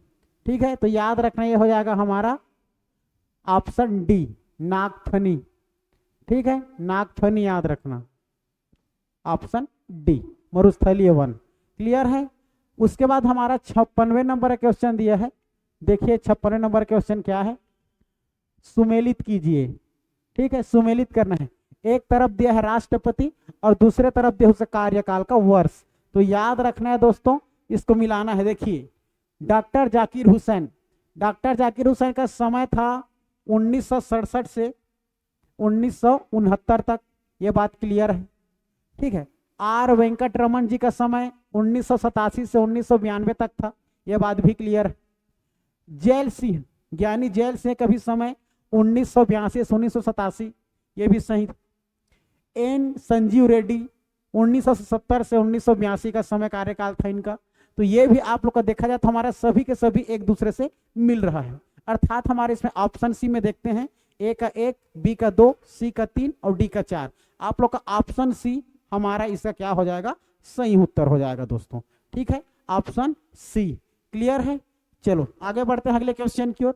अगला क्वेश्चन है आप लोगों का, देखिए अगला क्वेश्चन आप लोग का 57 नंबर क्वेश्चन। ये भारत में किस प्रकार की अर्थव्यवस्था है। तो हमें सबको पता है दोस्तों, हमारा भारत देश एक देखा जाए तो मिश्रित अर्थव्यवस्था वाला देश है। तो याद रखना हमारा भारत देश एक प्रकार का मिश्रित अर्थव्यवस्था है। तो इस प्रकार से आप लोग का ऑप्शन सी हमारा क्या हो जाएगा, सही हो जाएगा। ऑप्शन सी हमारा सही हो जाएगा। ठीक है, इसके बाद अगर बात करेंगे अगला क्वेश्चन 58 नंबर क्वेश्चन। ठीक है, 58 नंबर क्वेश्चन क्या है, देखिए रिजर्व बैंक ऑफ इंडिया का स्थापना वर्ष है। तो ये सबको पता है दोस्तों। ठीक है, हमारे एक अधिनियम आया था 1935 का अधिनियम आया था। ठीक है, इसी अधिनियम के तहत हमारे भारत के लिए एक रिजर्व बैंक ऑफ इंडिया का स्थापना किया गया था। तो याद रखना इसका सही उत्तर हो जाएगा ऑप्शन बी, ये हो जाएगा हमारा ऑप्शन बी। 1935 में रिजर्व बैंक ऑफ इंडिया का स्थापना वर्ष है। इसी समय क्या हुआ था जी, स्थापना हुआ था। 59वें नंबर क्वेश्चन, 59वें नंबर क्वेश्चन देखिए, यह हमारा साइंस से क्वेश्चन है। जैसे कि बात करें जंग लगने पर लोहे का भार में क्या परिवर्तन होता है। तो देखो दोस्तों, बाहर जब हम खुला छोड़ देंगे लोहे को तो सबको पता है कि उसमें जंग लग जाता है, संक्षारण हो जाता है। ठीक है, जिसके कारण उसका भार जो है बढ़ते जाता है। तो आप लोग इसमें ऑप्शन में दिख रहा होगा ऑप्शन ए। तो हमारा 59 नंबर का सही हो जाएगा ऑप्शन ए। ऑप्शन ए क्या हो जाएगा हमारा, सही हो जाएगा। ठीक है, जंग लगने पर लोहे का भार हमेशा बढ़ता है। क्लियर है।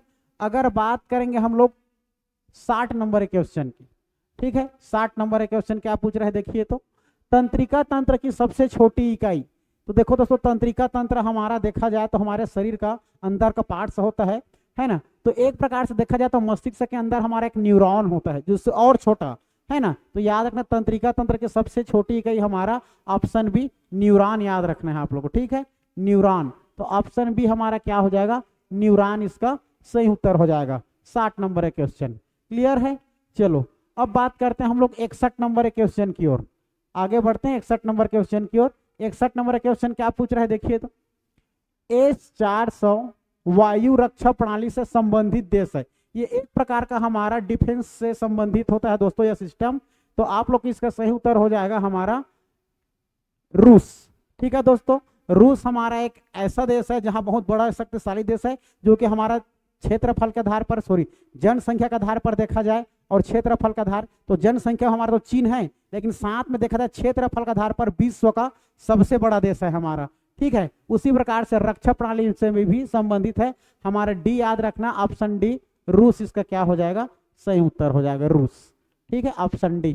बात करते हैं 62वें नंबर के क्वेश्चन की। निम्न में से किस वेद को ब्रह्मवेद के नाम से जाना जाता है। ठीक है दोस्तों, तो ब्रह्मवेद के नाम से जाना जाता है दोस्तों आप लोगों का हमारा ये हो जाएगा, देखिए ये हमारा ऋग्वेद तो पुराना है, यजुर्वेद भी आप लोग का उससे संबंधित है हमारा। ठीक है ना, टोना मंत्र वंत्र से। ये अथर्ववेद याद रखना, सी, ऑप्शन सी हमारा क्या हो जाएगा, ब्रह्मवेद किससे कहा जाता है करके पूछा जाएगा, तो याद रखना अर्थवेद को, अथर्ववेद को हमारा ब्रह्मवेद के नाम से भी जाना जाता है दोस्तों। ठीक है, उसके बाद बात करते हैं हम लोग भारत में द्वैतवाद के संस्थापक। ठीक है दोस्तों, इंपॉर्टेंट है भारत में द्वैतवाद के संस्थापक। देखिए तो हमारा 63वें नंबर क्वेश्चन है, भारत में द्वैतवाद के संस्थापक कौन है, तो याद रखना जी माधवाचार्य। माधवाचार्य जी हमारे भारत में देखा जाए, है ना, तो ये माधवाचार्य जी द्वैतवाद के संस्थापक है। क्लियर है। उसके बाद बात करेंगे हम लोग भारत में रामसर स्थलों की संख्या कितनी है, तो ये हमारे रामसर के स्थल देखा जाए तो आप लोग की इसकी संख्या हमारे भारत में कुल 89, भारत में कुल इसकी संख्या है दोस्तों 89, जो कि ऑप्शन सी आप लोगों का सही हो जाएगा। भारत में भी वर्तमान में रामसर स्थल या रामसर सेट की स्थान कितना है, 89 याद रखना है, 64 का हो जाएगा हमारा सी। उसके बाद अगला क्वेश्चन की ओर देखिए, अगले क्वेश्चन की आगे बढ़ते हैं। 65वें नंबर क्वेश्चन क्या बोल रहा है जी, ये देखिए। ठीक है, 76वां गणतंत्र दिवस 2025 समारोह के मुख्य अतिथि कौन थे। ठीक है दोस्तों, तो याद रखना प्रोबोवो सुबिएंतो, याद रखना दोस्तों ये प्रोबोवो सुबिएंतो जो है ये आप लोग का हमारा ये इंडोनेशिया, ठीक है, ये इंडोनेशिया के राष्ट्रपति हैं जी। ठीक है, ये हमारा प्रोबोवो जो सुबिएंतो है ये हमारे गणतंत्र दिवस जो कि हमारे 26 जनवरी है ना भाई, बहुत सारे बच्चे आप लोग का स्वतंत्रता दिवस और 26 जनवरी गणतंत्र दिवस में अंतर नहीं समझ पाते। जब हमारा देश आजाद हुआ था 15 अगस्त 1947 को, तो उस समय को हम लोग स्वतंत्रता दिवस के रूप में मनाते हैं, और 26 जनवरी गणतंत्र दिवस जो कि हमारा संविधान लागू हुआ था दोस्तों, उसी दिन को हम लोग गणतंत्र दिवस के रूप में मनाते हैं। तो गणतंत्र दिवस 26 जनवरी के दिन 2025 में हमारा प्रोबोवो जो सुबिएंतो थे ये इंडोनेशिया के राष्ट्रपति जो है क्या थे, हमारा मुख्य अतिथि के रूप में आए थे। तो ऑप्शन ए सही हो जाएगा 65 का। ठीक है, उसके बाद बात करते हैं 66वें नंबर का, मॉन्ट्रियल प्रोटोकॉल किससे संबंधित है, बताइए दोस्तों। 66वें नंबर का क्वेश्चन, मॉन्ट्रियल प्रोटोकॉल। देखिए तो मॉन्ट्रियल प्रोटोकॉल हमारा दोस्तों ये ओजोन परत के क्षय को रोकना, ग्लोबल वार्मिंग, अम्ल वर्ष, इनमें से कोई नहीं। आप लोग ने इसमें क्या आंसर लगा एक बार कमेंट करके जरूर बताइएगा। इसका सही उत्तर हो जाएगा दोस्तों हमारा ओजोन परत के क्षय को रोकना। ठीक है, तो ओजोन परत के क्षय को रोकना अर्थात 66 का हमारा सही उत्तर हो जाएगा ऑप्शन ए। ठीक है, ओजोन परत के क्षय को रोकने से संबंधित है मॉन्ट्रियल प्रोटोकॉल। ठीक है, आप लोग का 67वें नंबर क्वेश्चन,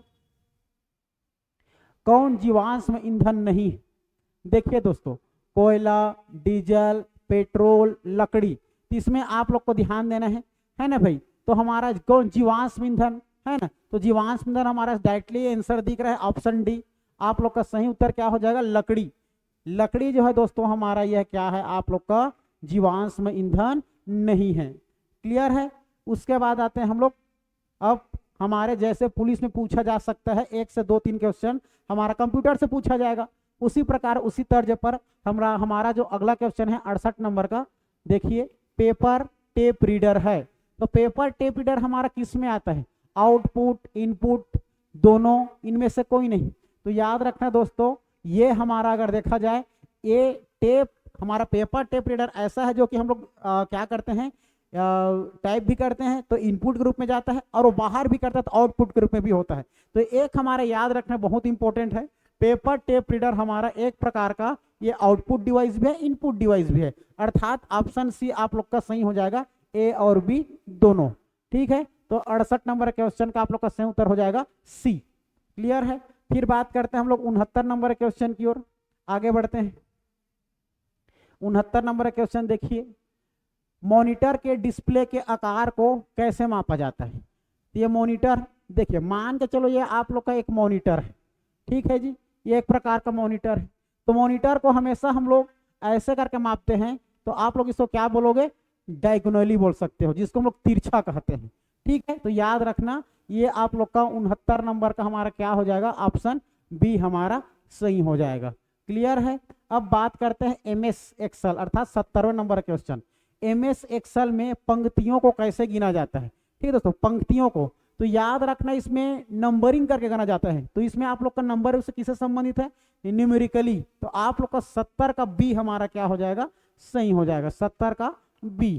क्लियर है दोस्तों। ये तो दोस्तों आप लोग ने हमारा ये क्वेश्चन देखा होगा, है ना। उम्मीद करता हूँ आप लोग भी अच्छे से बनाए होंगे, और आप लोग से एक गुजारिश है, वीडियो को पूरा छत्तीसगढ़ में फैला दो दोस्तों। जो लोग आप चाहते होंगे ना कि मतलब ज़्यादा से ज़्यादा क्वेश्चन आप लोग बनाएं और आंसर करें और सिलेक्शन हो जाए, तो बिल्कुल इसको वीडियो को शेयर करिए। और हमारा एक छोटा सा इन्फॉर्मेशन हमारे चंद्रहासिनी एकेडमी की तरफ से, जो लोग सीजीपीएससी की तैयारी करना चाहते हैं और व्यापम की तैयारी करना चाहते हैं, वो सभी लोगों के लिए हमारा 16 अगस्त को न्यू बैच एकदम फ्रेश बैच स्टार्ट होने जा रही है। तो आप लोग भी बिल्कुल आकर के अपना रजिस्ट्रेशन करा सकते हैं और एक नया तैयारी को आयाम दे सकते हैं दोस्तों। फिर मिलेंगे दोस्तों हम लोग ऐसे ही नया टेस्ट के साथ।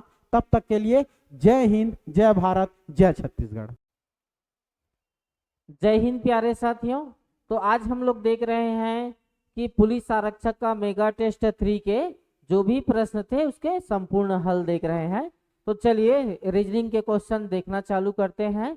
ये जो 71 नंबर का प्रश्न, नीचे दिए गए पैटर्न का ध्यान पूर्वक अध्ययन करें और दिए गए विकल्पों में से उस विकल्प का चयन करें जो उसमें प्रश्न चिन्ह के स्थान पर आएगा। देखिए दोनों साइड 3-3 डब्बे हैं, तो या तो 5, 4 और ये 141 का संबंध होगा, या फिर 5, 6 और 7 इसका संबंध होगा। तो कहाँ पर क्या संबंध है ये देखेंगे। तो ये यहाँ पर देखिए, यहाँ पर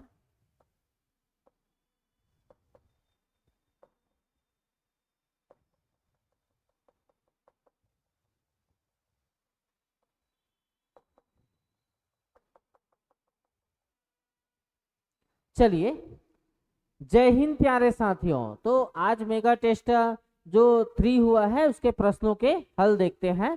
आप सभी को 15 अगस्त की ढेर सारी शुभकामनाएं। उम्मीद है आप रक्षाबंधन अच्छे से मनाकर पुनः अपने कर्म क्षेत्र में वापस लौट चुके होंगे। तो 71 नंबर के प्रश्न, दिए गए पैटर्न का ध्यान पूर्वक अध्ययन करें और दिए गए विकल्पों में से उस विकल्प का चयन करें जो उसमें प्रश्न चिन्ह के स्थान पर आ सकती है। तो यहाँ पर क्या किया है, यहाँ पर क्या किया है, देखो 5 और ये है 4, तो 5 का क्यूब किया है और इसका वर्ग किया है। तो 5 का क्यूब कितना जी 125 और 4 का वर्ग कितना जी 16, और 125 और 16 को जोड़ूंगा तो कितना होगा 141। उसी प्रकार यहाँ पर 6 का क्यूब किया है और 2 का क्या किया है वर्ग किया है। तो 6 का क्यूब कितना जी 216 और 2 का वर्ग कितना जी 4, दोनों को जोड़ूंगा तो कितना हो जाएगा 220। उसी प्रकार यहाँ पर क्या है 7 का क्यूब किया है और 3 का क्या किया है वर्ग। तो 7 का क्यूब कितना जी 343 और 3 का वर्ग कितना होता है जी 9। तो इन दोनों को जोड़ूंगा तो ये हो जाएगा 343 में 9 जोड़ूंगा तो 300 कितना हो जाएगा 52, जो कि ऑप्शन नंबर डी में दिया है। कितने लोग इस प्रश्न को ऐसा सोच के बनाए थे कमेंट करना है। प्रश्न के लेवल बहुत जबरदस्त लेवल के दे रहे हैं। ठीक है, चलिए आगे बढ़ते हैं। आगे देखिए, यहाँ पर देखिए, उस विकल्प का चयन कीजिए जिसमें दी गई संख्याओं के बीच वही संबंध है जो दिए गए संख्या युग्म में दी गई है। तो यहाँ पर ये जो है 11 और 132, यहाँ पर क्या किया है उसको पहले समझते हैं। 11 क्या है, यहाँ पर 11 है। तो यहाँ पर इसको क्या किया है 11, ठीक 11, और इसको उसके एक ज्यादा से गुणा कर दिया है। तो 11 गुणित 12 करूंगा तो कितना हो जाएगा जी 132 हो जाएगा। तो उसी प्रकार हम यहाँ पर देखेंगे 7 और 7 गुणित क्या करूंगा 8। तो 7 अट्ठे कितना जी 56 होना चाहिए, 61 लिख दिया है, यह नहीं होगा। 9 गुणित क्या करूंगा जी 10 करूंगा, एक ज्यादा बढ़ा के गुणा किया है। ठीक है, तो ये कितना होना चाहिए 90 भी नहीं है। 6 गुणित 7 करूंगा तो 6 सत्ते कितना जी 42, ये नहीं है। 8 गुणित 9 करूंगा तो ये हो रहा है 72, जो कि ऑप्शन नंबर कहां पर है डी पर है। जो भी संख्या दिया है उसके एक संख्या बढ़ा के क्या किया है गुणा किया है। यह चीज समझ में आया समझ में। आगे बढ़े, चलिए आगे बढ़ते हैं। आगे 73 नंबर का क्वेश्चन क्या है, आवाज सुनाई दे रहा है स्पष्ट? ठीक है, चलिए 73 नंबर का क्वेश्चन देखते हैं। दिए गए विकल्पों में से उस संख्या का चयन करें जो निम्नलिखित श्रृंखला में प्रश्नवाचक चिन्ह पर आएगी। देखो यहाँ पर क्या है, यहाँ पर बना रहा हूं 1 है, फिर 5 है, फिर 29 है, फिर प्रश्नवाचक चिन्ह कर दिया है। तो यहाँ पर देखो एक का वर्ग प्लस यहाँ पर 1 जोड़ा है, ठीक है, या फिर ऐसे जी 1 मिनट, 1 का घात 1 प्लस 1, यहाँ पर 2 का घात 2 प्लस 1, यहाँ पर क्या है 3 का घात 3 प्लस 2, और यहाँ पर 4 का घात 4 प्लस करूंगा 3 करूंगा। देखो 1 का घात 1 मतलब 1, और 1 में 0 जोड़ूंगा तो कितना आ जाएगा जी 1 आ जाएगा। 2 का घात 2 मतलब 2 दूने 4, और 4 और 1 कितना 5। 3 का क्यूब 27, और 27 में 2 जोड़ूंगा तो कितना जी 29। तो इसी प्रकार 4 का घात 4 और प्लस क्या जोड़ूंगा 3 जोड़ूंगा, तो 4 का घात 4 कितना होता है, मतलब 4 गुड़ी 4 गुड़ी 4 गुड़ी 4 करूंगा तो 4 चौक 16, और 16 चौक कितना जी 64, और 64 गुड़ी क्या करोगे 64 गुड़ी 4 करूंगा तो 4 चौक 16 का 6 हासिल 1, 6 चौक 24 है कितना जी 25, 256, और 256 में क्या जोड़ूंगा 3, तो 2 5 9 उत्तर आ जाएगा इसका 2 5 9। ऑप्शन नंबर कहां पर है डी में है। ऑप्शन नंबर कहां पर है डी में है। ठीक है, चलिए अगले प्रश्न की ओर आते हैं। अगला प्रश्न क्या है 74 नंबर का प्रश्न देख लेते हैं। 74 नंबर, तो ऐसे प्रश्न पर सबसे पहले क्रमांक लिखना है MAD, ठीक है, इसको लिखा है 56 लिखा है। CAT इसको लिखा है 80 लिखा है। तो DEN बराबर क्या होगा ये हमें ज्ञात करना है। देखो इसका कितना 13, 1 और कितना जी 4, तो इन दोनों को जोड़ दिया है, पहला और दूसरा को क्या कर दिया है जोड़ दिया है। अब यहाँ पर किया है गुणा, तो 13 1 14, 14 चौक कितना जी 56, तो उसी प्रकार 20 प्लस 1 और गुणित क्या करूंगा जी 20 करूंगा। क्या करूंगा 20, 1 मिनट, यहाँ 20 तो ना होगा 1 मिनट, यहाँ पर देखो 3 प्लस 1 और इंटू क्या करूंगा 20 करूंगा, तो 3 है 4, और 4 गुणित 20 करूंगा तो ये हो जाएगा 80। तो 4 प्लस क्या करूंगा जी 5, और इनका किसका है इनका कितना है 14, तो ये हो जाएगा 4 और 5 9, 9 गुणित क्या करूंगा जी 14 करूंगा, तो चलो गुणा कर लेते हैं।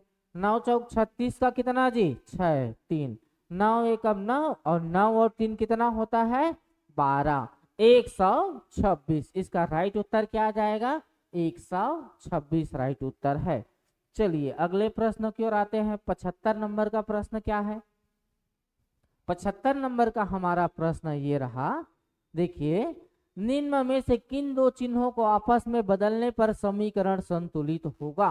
ठीक है, तो यहां पर क्या क्या दिया है 3 प्लस 3 गुणित 3 माइनस 3 भागित 3 बराबर 3। तो आप सत्यापित करके देखे होंगे।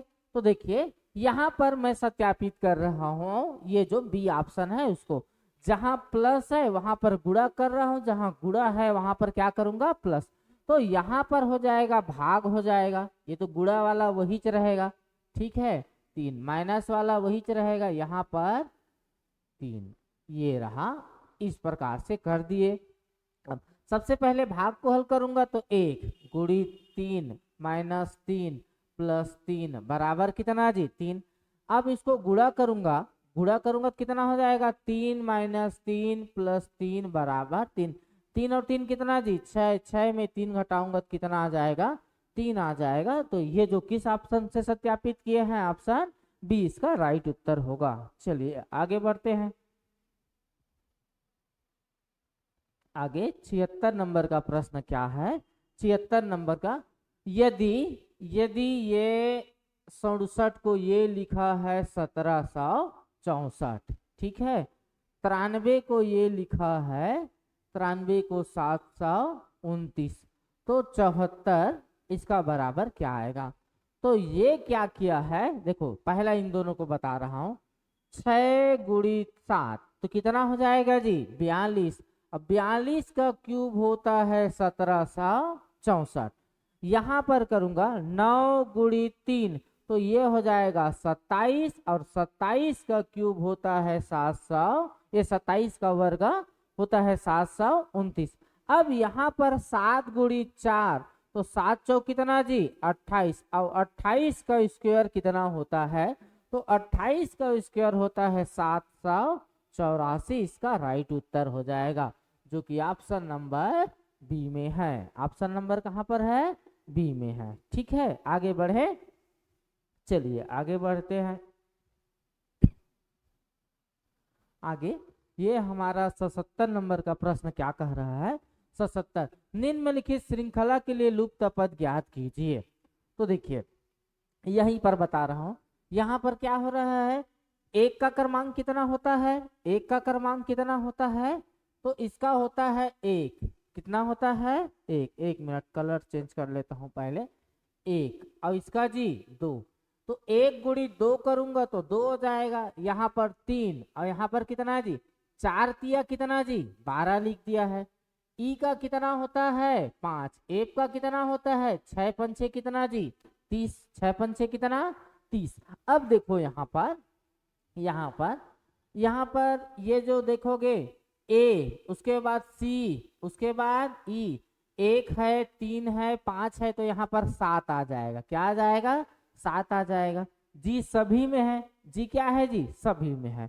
अब देखो 7 और 8, 7 और 8, तो यहाँ पर 7 8 कितना जी 56, बीच में कितना होना चाहिए 56 और एच होना चाहिए, जो कि ऑप्शन नंबर डी में है। ऑप्शन नंबर कहाँ पर है डी में है। इसी प्रकार से इसको आप सभी बनाए होंगे। इसको देखेंगे तो 9 और 10 का गुणा करूंगा कितना 90। चलिए आगे 78 नंबर का प्रश्न। एक शीशी के जार में एक प्रकार के बैक्टीरिया रखा गया है जो कि प्रत्येक अगले दिन 2 गुना हो जाता है। यदि जार 60 दिनों में पूरा भर जाता है तो जार का 1/4 कितने दिनों में भरेगा। मान लो कि ये एक जार है, ये एक जार है, इसमें बैक्टीरिया है। ये 60 दिन में क्या होता है, 60 दिन में पूरा भर जाता है। क्या हो जाता है पूरा, एक भाग भर जाएगा। तो 59 दिन में कितना भाग भरेगा जी 59 दिन में इसका कितना भाग भरेगा 1/2 भाग, कितना भाग भरेगा? 1/2 भाग। और 58 दिन में कितना भरेगा जी? 1/4 भाग। और 57 दिन में कितना भरेगा जी? 1/8 भाग। तो ये 1/4 भाग कितने दिनों में भरेगा? 58 दिनों में। बहुत सिंपल सा प्रश्न था। तभी तो 58 दिन में जितना रहेगा 59 दिन में, 59 दिन में उसका और डबल होगा, आधा भर जाएगा। अब आधा से फिर 60 दिन में क्या भर जाएगा? पूरा भर जाएगा। 79 नंबर का प्रश्न, उन शब्द युग्मों का चयन कीजिए जिसमें दो शब्द आपस में उसी प्रकार संबंधित है जिस प्रकार प्रश्न में दिए गए युग्म संबंधित है। जैसे कि नींद से आराम मिलता है, तो ठीक उसी प्रकार दवा से रोग मुक्ति होता है। दवा से रोग से क्या मिलता है जी? मुक्ति मिलता है। ये तो सिंपल ही प्रश्न था। चलिए आगे बढ़ते हैं। 80 नंबर का प्रश्न क्या कहता है? 80 नंबर का प्रश्न, यदि आपको इसका क्रमांक याद है तो कोई दिक्कत नहीं है। देखो क्रमांक याद है तो देखो टी का कितना जी? 20। 20 में 3 बढ़ा के, 20 में क्या किया है? 3 बढ़ा के, 20 में 3 बढ़ा के 23, 23 में 3 बढ़ा के 26, 26 में 3 तो 3 आ जाएगा। और 3 में 3 बढ़ाऊंगा तो 6, 6 का क्या होता है? एफ होता है। पहले में क्या आएगा? एफ। सभी में एफ है। अब देख लेते हैं। 8 और 3 11, 11 और 3 14, 14 और 3 17, और 17 और 3 कितना होगा जी? 17 और 3 होता है 20, 20 का क्या आ जाएगा? टी आ जाएगा। सभी में टी है। आगे 13, 13, 13 में 3 माइनस कर दिया है। अब यहाँ पर माइनस किया है, 3 माइनस करूंगा तो कितना? 10, 10 में 3 माइनस करके 7, 7 में 3 माइनस करके 4, 4 में 3 माइनस करूंगा तो क्या आ जाएगा? ए आ जाएगा। ए आ जाए। कौन से ऑप्शन पता चल गया? Option D. लास्ट को देख लेते हैं। देखिए लास्ट को देखेंगे तो 5 में 3 माइनस करके 2, 2 में 3 माइनस करके 25, 25 में 3 माइनस करके 22, अब 22 में 3 माइनस करूंगा तो 19, जो कि ऑप्शन नंबर डी में है। चलिए आगे बढ़ते हैं। आगे 81 नंबर का प्रश्न क्या है? 81 नंबर का प्रश्न ये रहा। 81 नंबर का हमारा प्रश्न देखते हैं। नीचे दिए गए प्रत्येक प्रश्न में एक कथन दिया गया है और उसके नीचे 2 पूर्ण धारणाएं दी गई है जिन्हें क्रमांक 1 और 2 से दिखाया गया है। कोई मानी हुई या ग्रहित बात पूर्ण धारणाओं को ध्यान में लेकर उन 2 पूर्ण धारणाओं में से कौन कथन में अंतर्निहित है इसका निर्णय करना है। कथन कह रहा है कि रेलगाड़ी के किराए में तत्काल प्रभाव से 10% की वृद्धि हुई। रेलगाड़ी के किराए में तत्काल प्रभाव से 10% की वृद्धि हुई। लोग वृद्धि के बावजूद भी रेलगाड़ी द्वारा यात्रा करना पसंद करेंगे। बिल्कुल करेंगे, क्योंकि रेलगाड़ी का देखो, यदि वृद्धि के बावजूद लोग यात्रा करना पसंद नहीं करेंगे तो वृद्धि नहीं कर सकते। तो रेलगाड़ी के वृद्धि के बावजूद भी लोग रेलगाड़ी के यात्रा करना पसंद करेंगे। परिवहन के अन्य साधन के किराए में वृद्धि करवा सकते हैं। कथन में कहीं पर भी अन्य साधन के बारे में जिक्र किया है क्या? नहीं, केवल रेलगाड़ी के किराए के बारे में दिया है। तो अन्य परिवहन ये कथन से संबंध ही नहीं है, तो ये ज्ञात कर सकते हैं क्या? नहीं, यहाँ पर केवल एक अंतर्निहित है जो कि ऑप्शन नंबर सी में लिखा है। चलिए आगे बढ़ते हैं। 82 नंबर का प्रश्न क्या है? 82 नंबर का प्रश्न ये रहा। 82 नंबर का प्रश्न, समान संख्या में आदमी और घोड़े कहीं जा रहे हैं। आधे मालिक घोड़े के पीठ पर सवार है जबकि आधे मालिक घोड़ों के साथ पैदल चल रहे हैं। यदि मैदान में चलते पैरों की संख्या 70 हो तो घोड़ों की संख्या। इस प्रकार से एक जानवर ऐसा रहेगा जिसके 2 पैर रहेंगे और एक ऐसा रहेगा जिसका 4 पैर। तो हमेशा चलते पैरों की संख्या, चलते पैरों की संख्या, चलते पैरों की संख्या बटे आपको 5 करना है। बटे क्या करना है? 5। चलते पैरों की संख्या कितना दिया है जी? 70 को 5 से भाग दूंगा तो कितने बार में जाएगा? 5 एकम 5, 14 पंचे कितना जी? 70। 14 पंचे कितना? 70। तो चाहे घोड़ा पूछे 14 है, आदमी पूछे क्या है? 14 है। इसका राइट उत्तर क्या आ जाएगा? सी आ जाएगा। यदि इसको बेसिक से मैं बताऊं, ये तो ट्रिक हो गया, बेसिक से भी जानना होगा आपको। तो यदि इसका बेसिक से आप सीखना चाहोगे, बेसिक से, तो देखो माना कि आदमी की संख्या को एक सा मानोगे तो घोड़ा की संख्या भी कितना हो जाएगा जी? घोड़ा की संख्या कितना हो जाएगा? 100, क्योंकि दोनों क्या है? समान संख्या में है। अब देखो आदमी के कितने पैर होते हैं? 2 पैर होते हैं। लेकिन और घोड़ा के कितने पैर होते हैं? 4। लेकिन आधे आदमी घोड़े के पीठ पर बैठे हैं तो उनके पैरों के निशान जमीन पर पड़ेंगे क्या? नहीं, इसलिए बटे 2 कर दिया। कुल पैर कितना है? 70। ये कट गया, ये आ जाएगा 5 1 बराबर कितना जी? 70। तो 1 बराबर 70 बटे 5 करूंगा तो कितना हो जाएगा? 14। तो आदमी की संख्या कितना है? 14। घोड़ा की भी संख्या पूछता तो उत्तर कितना हो जाता? 14 हो जाता। चलिए आगे बढ़ते हैं।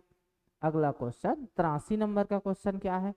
83 नंबर का क्वेश्चन देखिए, ये 83 नंबर का क्वेश्चन है। नीचे दिए गए आकृति में कितने त्रिभुज हैं?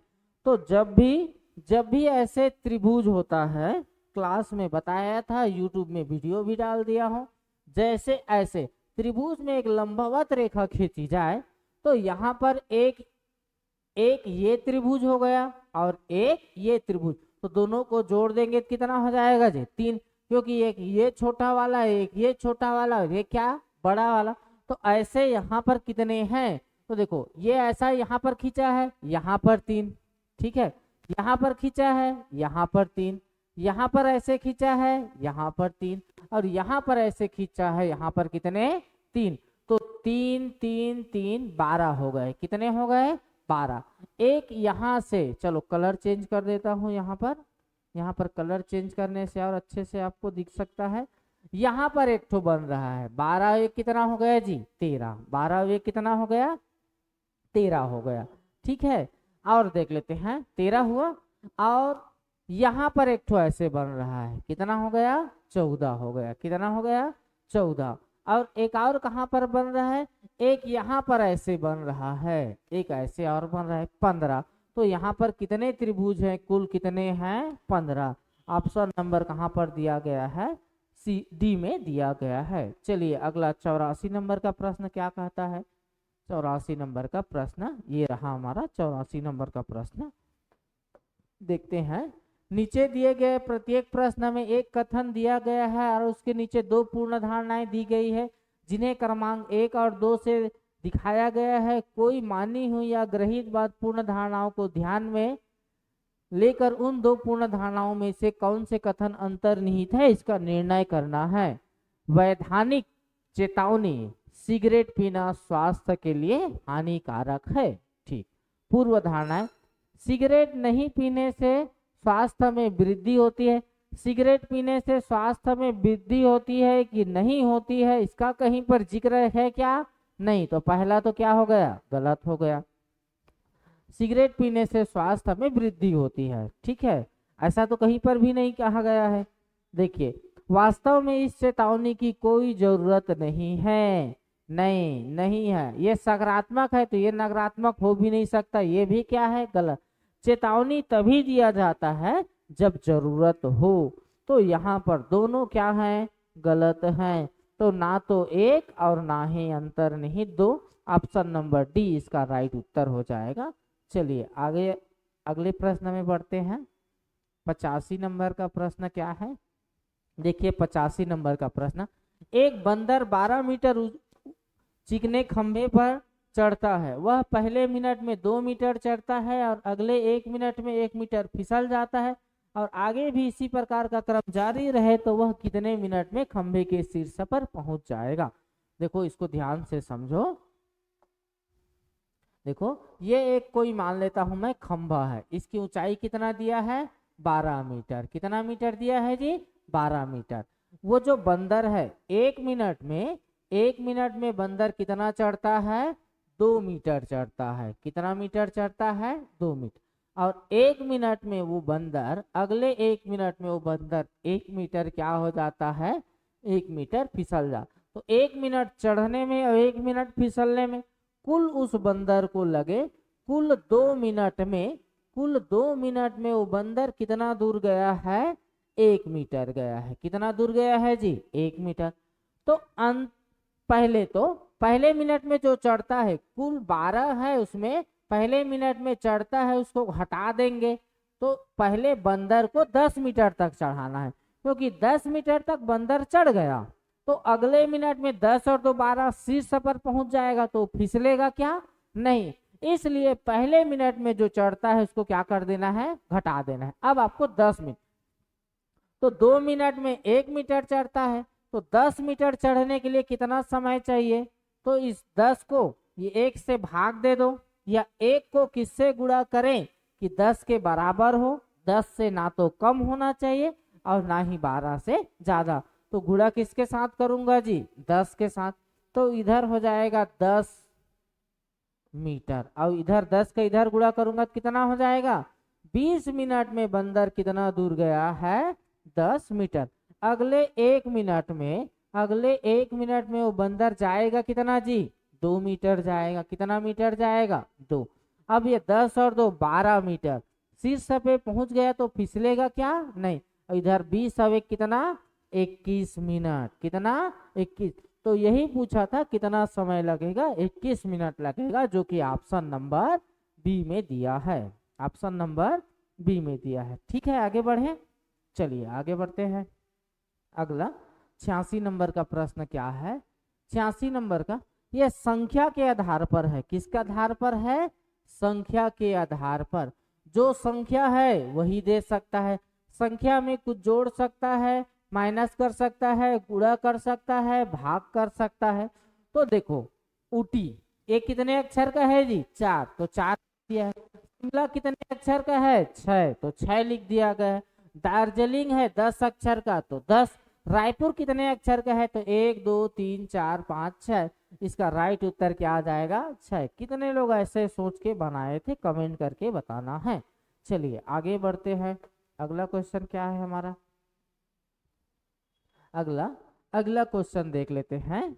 अगला क्वेश्चन हमारा है, देखिए, निम्नलिखित प्रश्नों में उस विकल्प आकृति का चयन करें जो दी गई आकृति में अंतर्निहित है, घुमाने की अनुमति नहीं है। ठीक है, तो ऐसा चित्र देखो, ये यहाँ पर बिना घुमाए ये यहाँ पर ऐसा दिख रहा है। ये देखो दिख रहा है ऐसा। ऑप्शन नंबर क्या हो जाएगा? डी इसका क्या हो जाएगा? राइट उत्तर हो जाएगा। चलिए आगे बढ़ते हैं। 88 नंबर का प्रश्न क्या है? 88 नंबर का प्रश्न ये रहा। नीचे दिए गए 1 और 2 कथन के आगे 2 निष्कर्ष 1 और 2 दिए गए हैं। आप सामान्य ज्ञात तथ्यों में अंतर होने पर भी दोनों वाक्यों की पड़ताल सत्य समझकर करें। बिल्कुल, जो भी कथन में दिया रहता है उसे सत्य ही मानना है। आप तय करें कि दिए गए निष्कर्षों में कौन सा, यदि कोई हो तो, दिए गए कथनों से निकलता है। गांव में रहने वाले कई लोग बेहतर भविष्य के लिए शहर में बस रहे हैं। गांव में रहने वाले कई लोग बेहतर भविष्य के लिए शहर में बस रहे हैं। आगे देखो, सरकारी अफसरों का गांव में अनिवार्य नियुक्ति होना चाहिए। कथन से इसका संबंध है क्या? नहीं, ये तो गलत हो गया। शहर और गांव के मध्य परिवहन सेवाओं में वृद्धि होनी चाहिए, तो इसका भी संबंध क्या है? कथन से नहीं है। तो इसका उत्तर हो जाएगा दोनों निष्कर्ष अनुसरण नहीं करते हैं, जो कि ऑप्शन डी में होगा। ना तो 1 और ना ही 2। ये डी ऑप्शन इसका क्या हो जाएगा? राइट हो जाएगा। डी ऑप्शन क्या हो जाएगा? इसका राइट हो जाएगा। चलिए अगला क्वेश्चन देख लेते हैं। अगला क्वेश्चन,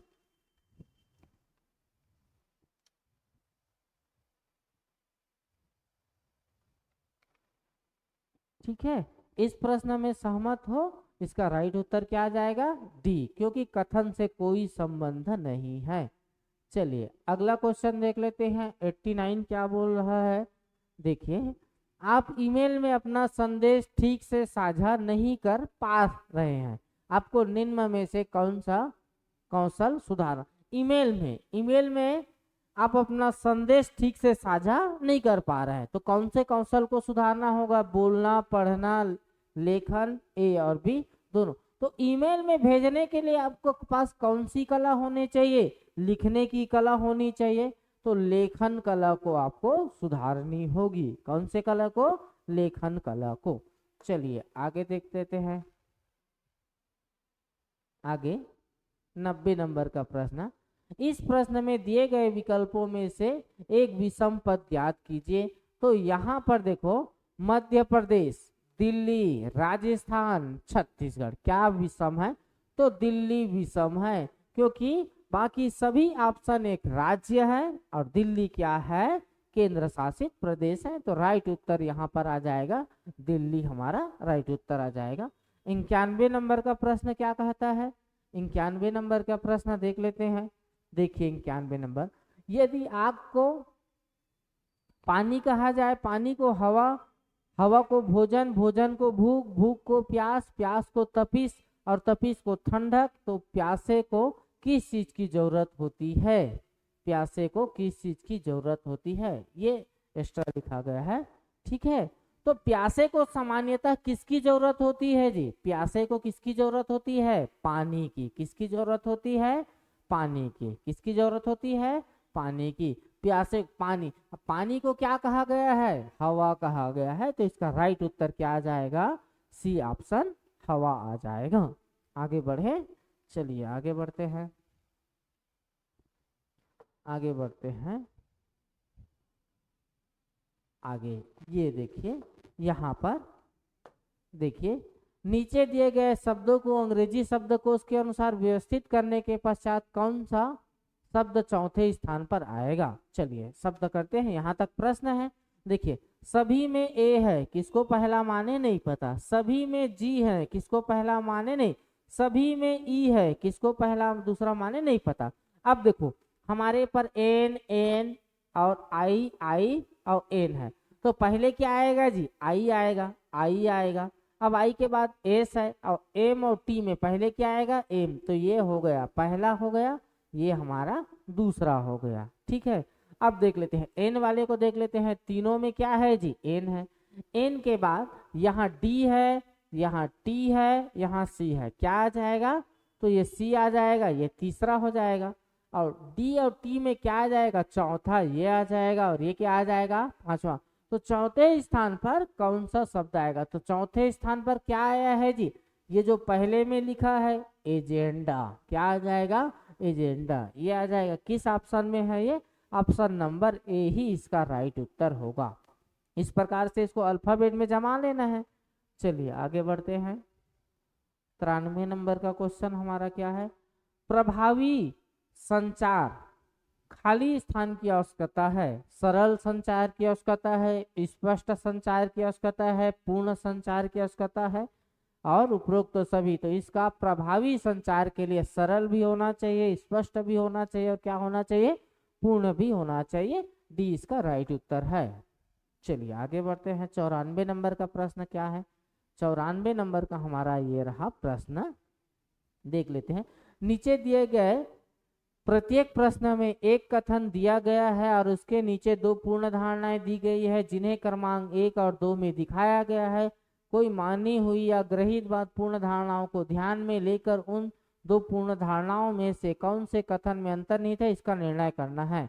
देखिए, कम होते जीवाश्म ईंधन भंडारों को बचाने के लिए सरकार ने सभी वाणिज्यिक वाहनों का बायो ईंधन से चलाने का फैसला लिया है। ठीक, आगे, वाहनों के लिए जीवाश्म ईंधन से बायो ईंधन में बदलना संभव है। बायो ईंधन में वाहनों के लिए जीवाश्म ईंधन से बायो ईंधन में बदलना संभव है। सभी वाणिज्यिक वाहनों को चलाने के लिए देश में बायो ईंधन का पर्याप्त मात्रा में उत्पादन किया जा सकता है। तो यहाँ पर देखो, कम होते जीवाश्म भंडारों को बचाने के लिए, कम हो रहे हैं जीवाश्म ईंधन, इसको बचाने के लिए सभी वाणिज्यिक वाहन को बायोडीजल से, हाँ, जीवाश्म ईंधन से बायो ईंधन में बदलना संभव नहीं। इसका तो कथन में जिक्र ही नहीं है, ठीक है, नहीं है जिक्र, ये गलत हो गया।